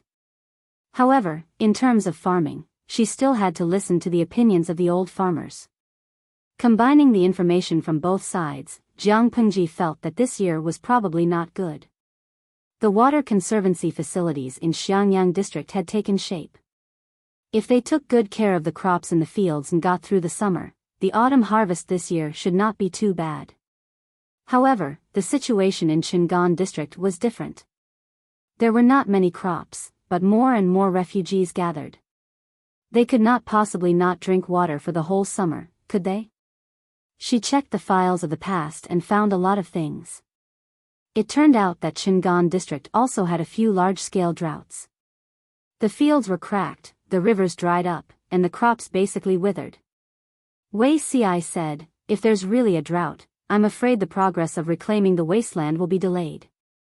After the Tsing-Yi army wreaked havoc, the spring plowing in Qingan district was basically scrapped. There were basically not many crops planted this spring. If there was a drought this year, they did not have to worry about the crops in the fields. They only had to solve the water problem. It's okay, there's still a lot of time. Take it slowly. Jiang Pengji poured another bowl of water for herself. I've brought a few farmers to the nearby mountains to look for water sources these few days. I'm trying to see if I can open up a canal. It just so happens that Shiheng's water wheel can also come in handy. Zhang Ping, courtesy named Shiheng. Ever since he was tricked into the fire pit that was Xiangyang district by his good friend Wei Ci, his daily life had been very fulfilling. Hearing what she said, Yang Si secretly looked at Jiang Pengji's feet. No wonder her feet and calves looked pale from being soaked in the water. It turned out that she had gone deep into the mountains to look for water. The audience in the streaming room had been following the live stream. Naturally, they knew how long Jiang Pengji's feet had been soaked in the water. Their hearts ached when they saw it. Oh Huanggang Batzi, streamer, if the drought this year is very serious, I suggest building a smaller reservoir to store water. Zhugao Gao, get rid of me. Look at the situation now. Digging a reservoir is not something that can be solved in a few days. That's easy to say. Where is the most reasonable place to dig a reservoir? How is the best place to build a reservoir? These are all things that require knowledge. It's not something that can be solved just by talking. If the reservoir is not built well, it can't be guaranteed that one year there will be a flood and the reservoir will collapse. When that time comes, won't those in a lower position drown? Renkaiching Huanda, TSK, then it's very reasonable for the streamer to prepare to dig a canal? Is it that simple to dig a canal?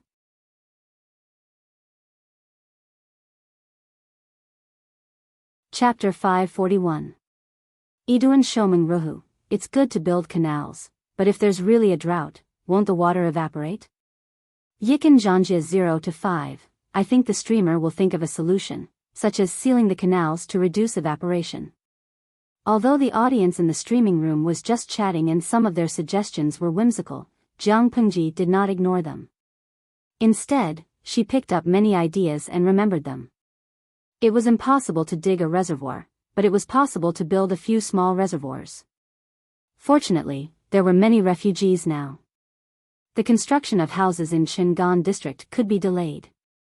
The reclamation of wasteland could also be slowed down, but the reservoirs could be put on the agenda first. It would be best if there was no drought this year. If there was, they could at least guard against it. Wei Ci saw her frown and sighed in his heart. He could not help but think of the old monk Liaochen's words. There were indeed many natural disasters in his previous life, but they were not as frequent as in this one.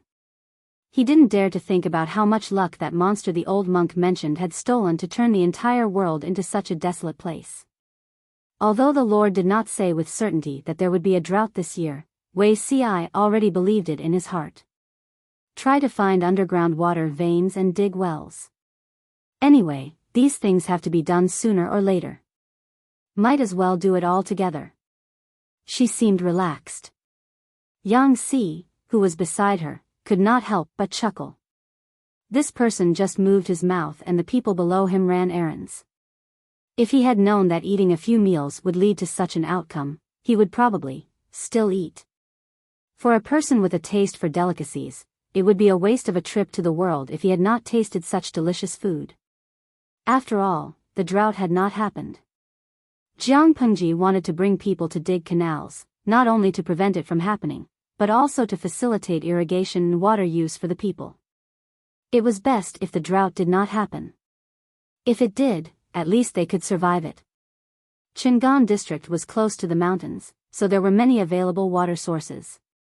Jiang Pengji led a group of experienced farmers to climb up and down, drawing the route of the canals day and night. She also asked some craftsmen from Xiangyang district to build a brick kiln near Qingan district. The bricks fired in the kiln were not used to pave the ground. The new bricks were wide and long, and the cross-section was lighter and thinner than the previous ones. It was a little troublesome to fire, and there were many inferior products. Jiang Pengji did not rush them. She just asked them to continue developing and not to be afraid of spending money. She had plenty of soil, and the coal bought from Qingda County could be used until next winter. She was not afraid of squandering. Once Jiang Pengji became rich, even Wei Ci was afraid. Yang Si looked at the busy figures below the city wall. He could feel the bustling atmosphere from afar. He sighed. It's good to be rich. It's so much more convenient to do anything. If she had no money or food, Jiang Pengji would not have been able to attract so many refugees to work for her. Money was not omnipotent, but it was impossible to live without money. What surprised Yang Si was that when Jiang Pengji hired the refugees as laborers, she did not have any gender requirements, only the workload. Regardless of gender, the amount of food they received each day was the same. When he asked her why, the reason she gave him was irrefutable. Why don't you pay me the same for doing the same job?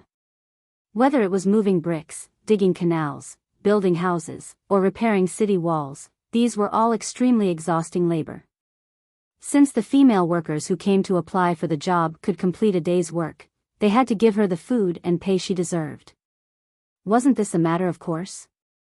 Not only that, the more he stayed in Qingan district and came into contact with the government affairs here, the more he felt that he had opened the door to a new world. A women's camp was actually established here. Wei Ci saw that he was surprised and explained calmly, "My lord is short of manpower. The combat power of the women's camp is not weak. In times of emergency, it's fine as long as it's a soldier." Yang Si did not believe Wei Ci's words. He said, "I think your lord has a big ambition." Normally, if there was no goal, who would let a woman come to the front of the stage for no reason? Yang Si's intuition was sharp, but he still could not figure out the trick behind it. Wei Ci smiled. "In the future, she will also be your lord. You're confident." Yang Si did not think that he would truly acknowledge Jiang Pengji, even if her temper was indeed to his liking. Wei Ci smiled without saying a word. As time passed, the general outline of the buildings in the center of the district could be vaguely seen. The architectural style was the same as that of Xiangyang district. Yang Si had never seen something like green bricks. At most, he had heard about them from the refugees on the way here. Seeing that Qingan district was going to use green stones to pave the roads, green bricks to make tiles, and wide streets slowly taking shape in the ruins, he could not help but be speechless even though he was used to seeing rich people. Prince Changshuo's mansion used jade as the steps and the tiles were gilded. This was very normal. He was a member of the royal family. However, Qingan district was just a small district. At its peak, there were only 18,000 households. Jiang Pengji was just an ordinary aristocratic family, but she could generously pave the main streets and lanes of the entire district with green bricks. She could also pave the newly built houses with green tiles. Yang Si did not dare to think deeply about how much manpower, material resources, and financial resources were needed. What made his heart beat faster was that Maolin district and Jiaoping district were also in full swing. The progress was slightly faster than Qingan district. They're really rich. Yang Si sighed. Wei Ci smiled and took out a glass tea set. He pointed at it and said, "Jing Rong should say that the north borderline is really rich." Looking at Yang Si's eyes that widened in shock, Wei Ci smiled even more brilliantly. "My lord did not rely on the power of her family. I don't know how much effort she has put in to get to where she is now. Although her temper is a little bad, she is indeed a wise lord who loves the people like her own children." Yang Si came back to his senses and swallowed nervously. His eyes could not help but drift towards the tea set. Previously, Prince Changshuo had spent a lot of money to get a set of peerless treasures from the north. Yang Si was fortunate enough to see it once. The material was exactly the same as the glass tea set that Wei Ci took out. Prince Changshuo's set was not as good as Wei Ci's. At that time, he was still lamenting that there was such a treasure in the world that was worth such a high price. Now, he felt his face hurt. Looking at Wei Ci's attitude towards the tea set, he knew that it was definitely not worth such a high price. "These. Could it be that your lord made them?" Yang Si recalled the high price that Prince Changsho had charged. The corner of his mouth could not help but twitch. This was simply robbery. Yes, but she said that the market in the north borderline is temporarily saturated. There's no need to continue selling them. This year, she plans to let the caravan sell them to the 4 factions of Nanman or to countries like Zhongzhou, Beiyuan, and Xichang. At least, we can't bump into the north borderline, lest we get exposed. Yang Si stared at the cup in Wei Si's hand. His slender and fair fingers pinched the transparent and resplendent cup. One could not help but lament that the years were peaceful. Nonsense. How much is this thing worth? Yang Si questioned closely. You'll only know when my lord becomes your lord. Otherwise, my lord will not let them go. There was a smile on Wei Si's face. At this moment, there was a hint of slyness like a fox. Is freedom more important or curiosity more important? Jing Rong, you have to consider carefully. There's still a lot of work to do today. We were just talking about everything and have wasted a lot of time. Wei Si took a sip of tea faintly. Then, he went to his desk and continued burying himself in his work.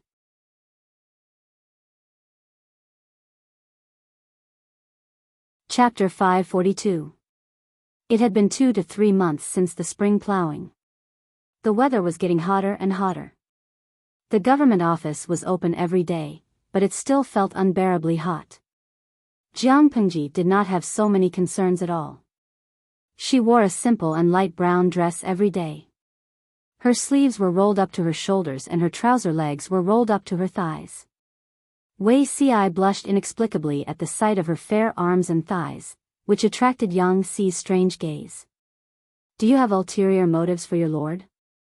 Yang Si wrote with his right hand while fanning himself with his left hand. Even so, he still felt that the clothes on his back had been soaked in sweat and beads of sweat appeared on his forehead. Wei Si's hand trembled. A discordant black line appeared on the originally neat and beautiful letter. He reluctantly put away the ruined letter. He looked calm, but in fact, even his fingers were trembling. Jing Rong, what nonsense are you talking about? Si and my lord are both men. Yang Si pursed his lips. Prince Changsho had reared many boys and male pets. This person did not hide it from them. Having seen the dark side of the aristocratic families, Yang Si did not think that they all believed in the way of yin and yang. Otherwise, how could men be so popular? So what if I'm a man? Speaking of which, Zixiao is 22 this year, right? There are no beautiful wives or concubines in the backyard. Even if others don't say that you have an unspeakable secret, they will think that you are gay. This is normal. Yang Si said with a smile. Looking at Wei Si's change of expression in the hot summer felt as carefree as drinking a large bowl of ice water in the dog days. It's not a big deal if you admire your lord. Wei Si retorted, Jing Rong is 29 years old, but she's still single. Yang Si said, I have high standards and look down on ordinary women. In the past, matchmakers came to my house and broke through the threshold, but I was unwilling. Wei Si choked and said, I have no intention of getting married. Yang Si saw that he looked a little worried and his heart softened a little. He was afraid that he would touch on Wei Si's sore spot. Are you still conflicted about that stupid 8 characters? At that moment, Jiang Pengji's voice suddenly came from outside the door. She said as she walked, what stupid 8 characters? You're done with the government affairs.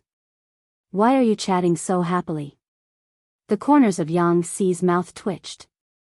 Jiang Pengji had gone to Jiaoping district a few days ago to catch able-bodied men.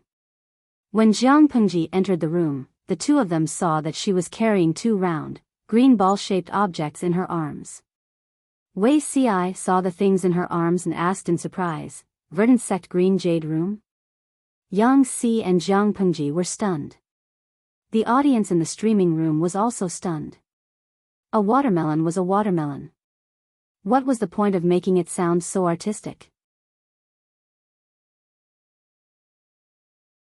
It's much better than eating it one piece at a time. The watermelons in the back garden of Xiangyang district were about 1.5 acres. She got someone to pluck them and send them to her subordinates as a reward. Holding a watermelon and nibbling on it in the summer could even improve one's irritation. Yang Si despised Jiang Pengji, but he had to admit that the food here was delicious. Even the summer fruits were unique. My lord, I have already ordered the laborers to dig a canal and cut enough bamboo according to your instructions. I have sliced them and exposed them to the sun. How are the new bricks in the brick kiln? They can already produce excellent finished products. Although they are not as solid as ordinary bricks, they won't break easily. The three of them nibbled on the watermelon while talking about business. The scene was too beautiful. The audience in the streaming room expressed their desire for more. Tumi Dalao, thank you, streamer. I think the melon farmers this year are going to laugh. Because of the mystery of the streaming room and the gimmick of being able to cross dimensions, it led to many new industries. For example, watermelons appeared in the streaming room today. Perhaps the watermelons in the nearby fruit shops would be sold out. The effect of the advertisement was terrifying. Wouldn't the melon farmers laugh until their teeth could be seen? Jiang Pengji said, I'm very relieved that you're doing things. Bamboo slices were placed on both sides of the canal. The new bricks that were baked were used to pave the canal. Since the end of spring, the weather had become hotter and hotter. There had not been a single drop of rain so far. Jiang Pengji's premonition was about to be confirmed. During this period, Jiang Pengji had mobilized almost half of the manpower to dig canals, reservoirs, and wells. Jiaoping District and Maolin District were also extremely busy. Everyone was preparing for the upcoming summer. Although the construction of the district had slowed down, it did not stop. The barren district that had been ravaged by the Tsing-Yi army began to exude an aura of prosperity. As long as the people's wills were united and their efforts were directed in one direction, almost nothing was impossible. Entering June, the weather was dry and hot. When the sun was strong, stray cats and dogs did not dare to stay outside for long.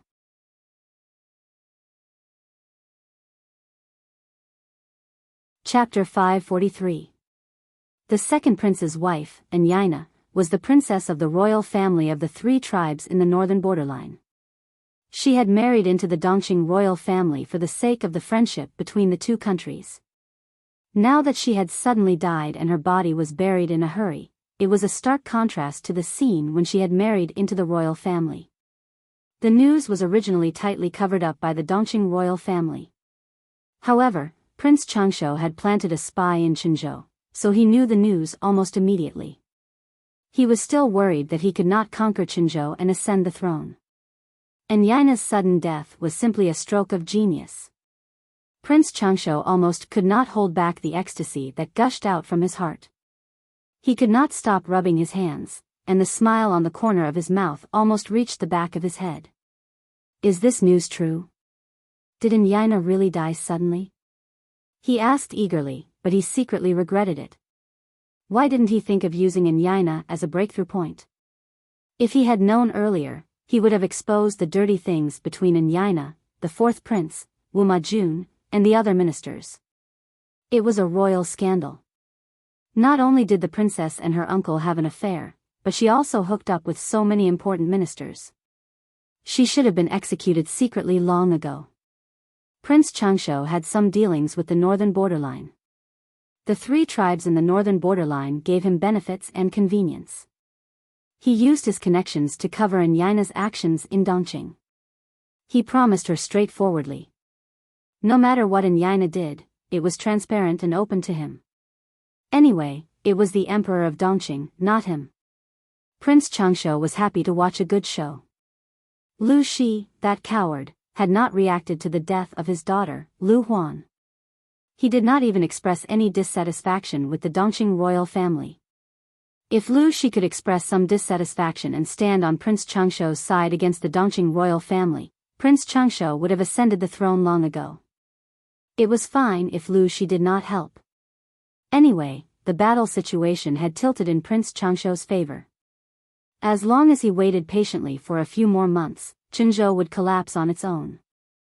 However, there was a major mistake on the battlefield at this time, causing the original advantage to be equalized by Chinzhou. The battle was in a stalemate. During this period, the troops in Chinzhou and Prince Changshou's troops had several battles and conflicts. However, both sides were in a stalemate, and no one could do anything to the other. Prince Changshou could only look at the emperor's throne in Chinzhou enviously. He was itching and scratching his ears and cheeks.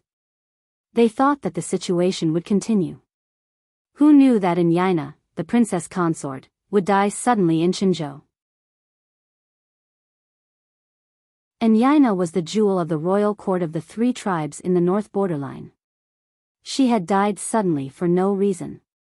Regardless of whether she had really passed away due to a serious illness or had other causes of death, the royal court of the north borderline would not let it go. This was also a good opportunity for Prince Changshou to seize the opportunity to gain the support of the north borderline. Prince Changshou's ambition was not small. All these years, he had a close relationship with the three tribes of the north borderline. If they were to cooperate now, they would definitely succeed. When the strategists and generals in the tent heard his idea, their countenances changed, turning green or purple. It was very unsightly. A rather old strategist stood up and bowed. "My lord, you mustn't do this. The three tribes of the north borderline have been coveting the land of Dongqing for a long time.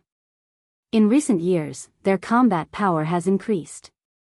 If we choose to cooperate with them now, it is tantamount to inviting a wolf into the house. The danger is too great." The general sitting at the head of the table also said in a low voice, "Yes, my lord, you mustn't agree to this. The royal court of the north borderline had bad intentions when they married Princess Yaina into the royal family of Dongqing. These years, I have also heard rumors that this princess has taken in many guests. She is indeed a slut who has messed up the imperial court. The Count of Jinbei's residence was destroyed because of this slut. My lord, please reconsider." "My lord, I agree. At this time, my lord, please reconsider. Once this wild wolf from the north borderline is drawn in, it will be difficult to send it away. Think about how many people died with grievances when the three tribes of the north borderline ambushed Chongzhou's Shangyu County. This blood feud. Most of the strategists and generals in the tent had an extremely bad impression of the three tribes of the north borderline. This was only secondary. It was easy to invite them in, but difficult to send them away, not to mention that the three tribes of the north borderline had been coveting Dongqing for many years. However, their opinions on this matter were not important. What was important was what Prince Changshou thought. Some officials who liked to curry favor saw that Prince Changshou looked unhappy and quickly stepped out. "Don't worry, everyone. This matter may not be entirely a bad thing," a middle-aged man in a scholar's robe said. Everyone glared at him. Only Prince Changshou's eyes brightened slightly. He stopped the people around him from scolding and signaled for the man to continue speaking. With Prince Changshou's approval, the middle-aged man felt more confident. He had always liked to act arbitrarily. In the past, he had pretended to be polite and listened to the opinions of others seriously, but it was just an act. Now that he was only one step away from the throne of Dongqing, he had been stuck at this step for nearly a year. He was already so irritable that he could no longer pretend. The middle-aged man did not have much ability, but he was extremely good at observing people's expressions. He could accurately hit Prince Changshou's pulse. "Continue speaking," Prince Changshou said.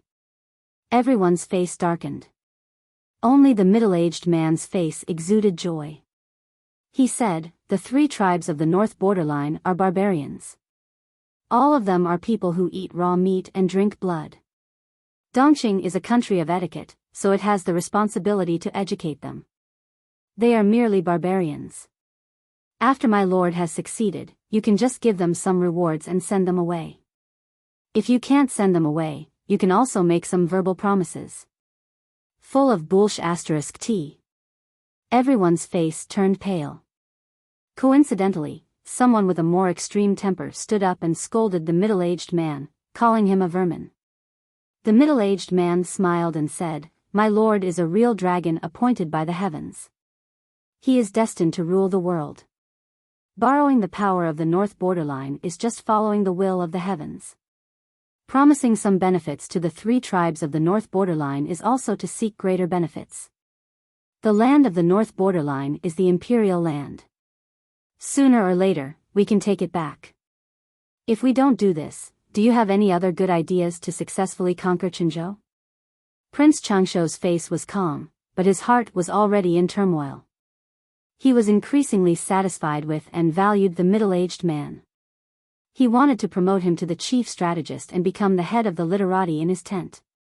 The middle-aged man continued, moreover, we can let the barbarians of the north borderline take the lead and deplete their military strength. Nonsense. There's no point in working with them. Many people still wanted to persuade him, but when they saw Prince Changshuo's expression, their ambitions immediately sank to the bottom. Some hot-tempered people directly stood up and scolded. Not only did Prince Changshuo not quell the dispute, but he also stood on the middle-aged man's side. This made everyone's heart turn cold. The hot-tempered and courageous generals directly stood up and waved their sleeves to leave the main tent. What kind of sh*t was this? Seeing that many people left one after another, Prince Changshuo's face was as black as the bottom of a pot.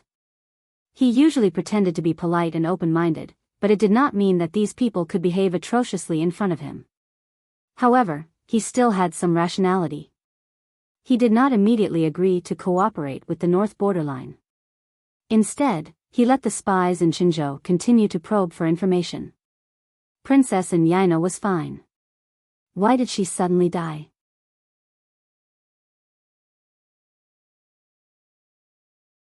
Chapter 544. How did Yaina die? Wu Majun sneaked into the palace and ordered his trusted palace maid to pass a message to Hui Jun, asking her to come over. As soon as Hui Jun came over, he reprimanded and questioned her. What does it have to do with me how she died? If you're curious, you should ask someone else. Why would you ask me, a concubine in the palace? Hui Jun was dressed in a complicated palace dress. She was as beautiful as a painting.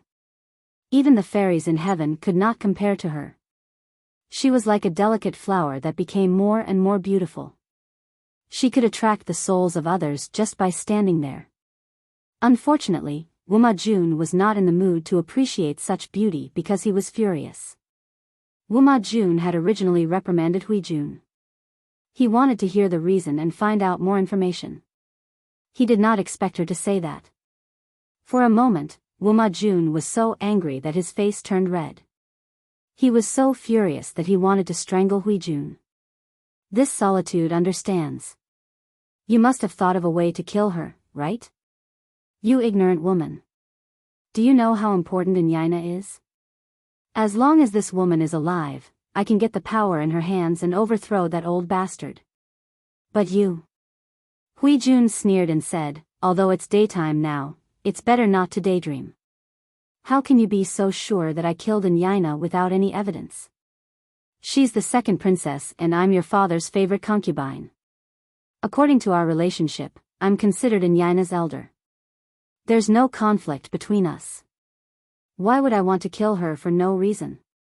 Do you think it's because of you? Wu Majun asked in return, wasn't it because you knew about me and her and were jealous? That's why you killed her? Although he was completely despised by the emperor and was even kicked in the chest by the emperor, causing Wu Majun to lie in bed for more than half a year, Wu Majun did not think that he had no chance to ascend to the throne because he had cooperated with Yaina and Prince Changshuo. If he had planned it carefully, he might have already ascended to the throne. Who knew that bad luck would come one after another? First, Lu Huan gave birth to a pair of freakish babies in the palace. He was placed under house arrest by the emperor, and Lu Huan died from a hemorrhage due to dystocia. After Lu Huan died, he lost the support of the powerful Yu family. Then, Yaina died suddenly, which cut off his connections in the north borderline. Now, without the support of these two parties, how could he negotiate a deal with the sly old fox Prince Changshuo?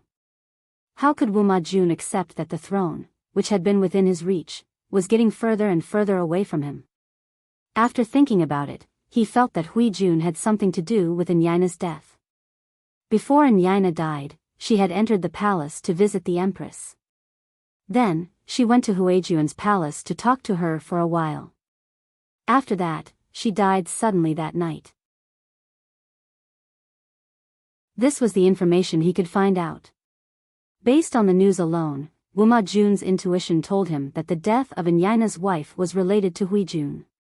That was why he took the risk to sneak into the palace, just to find out the truth.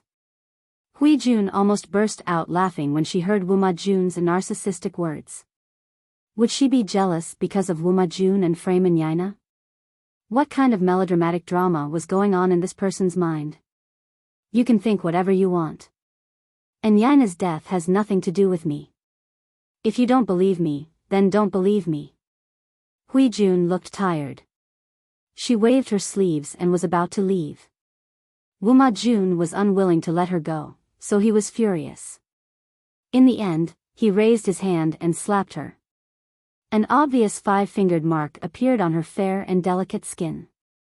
One side of her cheek was obviously swollen. Wuma Jun finally calmed down when he heard the loud sound and felt the numbness in his right palm. He slapped her so hard that Huijun's face was slapped to the side. She felt a slight metallic taste spreading in her mouth. She stuck out her tongue and licked the blood at the corner of her mouth. She did not cry. Instead, she revealed a coquettish smile and said miserably, "You useless man. You said you loved me the most, but you framed me with a groundless crime for a dead person just to appease the panic in your heart. Wuma Jun, you really have guts." She left angrily after she finished speaking. Wuma Jun was also shocked by his own actions. He stood rooted to the ground, and the look of despair and heartbreak in her eyes before she left echoed in his mind. He wanted to chase after her to apologize, but Hui Jun had already left. Oh no, I've hurt her this time. Could it be that she really didn't kill Anyaina? Wuma Jun muttered to himself with a remorseful look on his face. Hui Jun, who had left sadly, had a cold expression on her face. She dabbed some cosmetics on her handkerchief and applied it to her face. She realized that her body had become exceptionally healthy after she entered the palace. Her skin was so tender that it was easy to leave marks, but it healed quickly. Wuma Jun's slap had indeed stunned her. Her cheek was swollen, and she looked very miserable. However, Hui Jun knew very well that this kind of injury would disappear in 15 minutes at most. It would heal faster if it was combined with medicine. TSK. If Anyaina didn't die, I would be the one who died, Hui Jun muttered to herself in the bronze mirror after she sent the palace maid away. A determined and vicious look flashed in her eyes. Why did Anyaina die? It was because this woman had found out some information that she should not have. This information would cause Hui Jun to die a tragic death. Hui Jun was born in the slums of Shangjing. She was just a lowly prostitute who could be bullied by everyone. The Lu residents helped her conceal her identity. Logically speaking, it should be foolproof.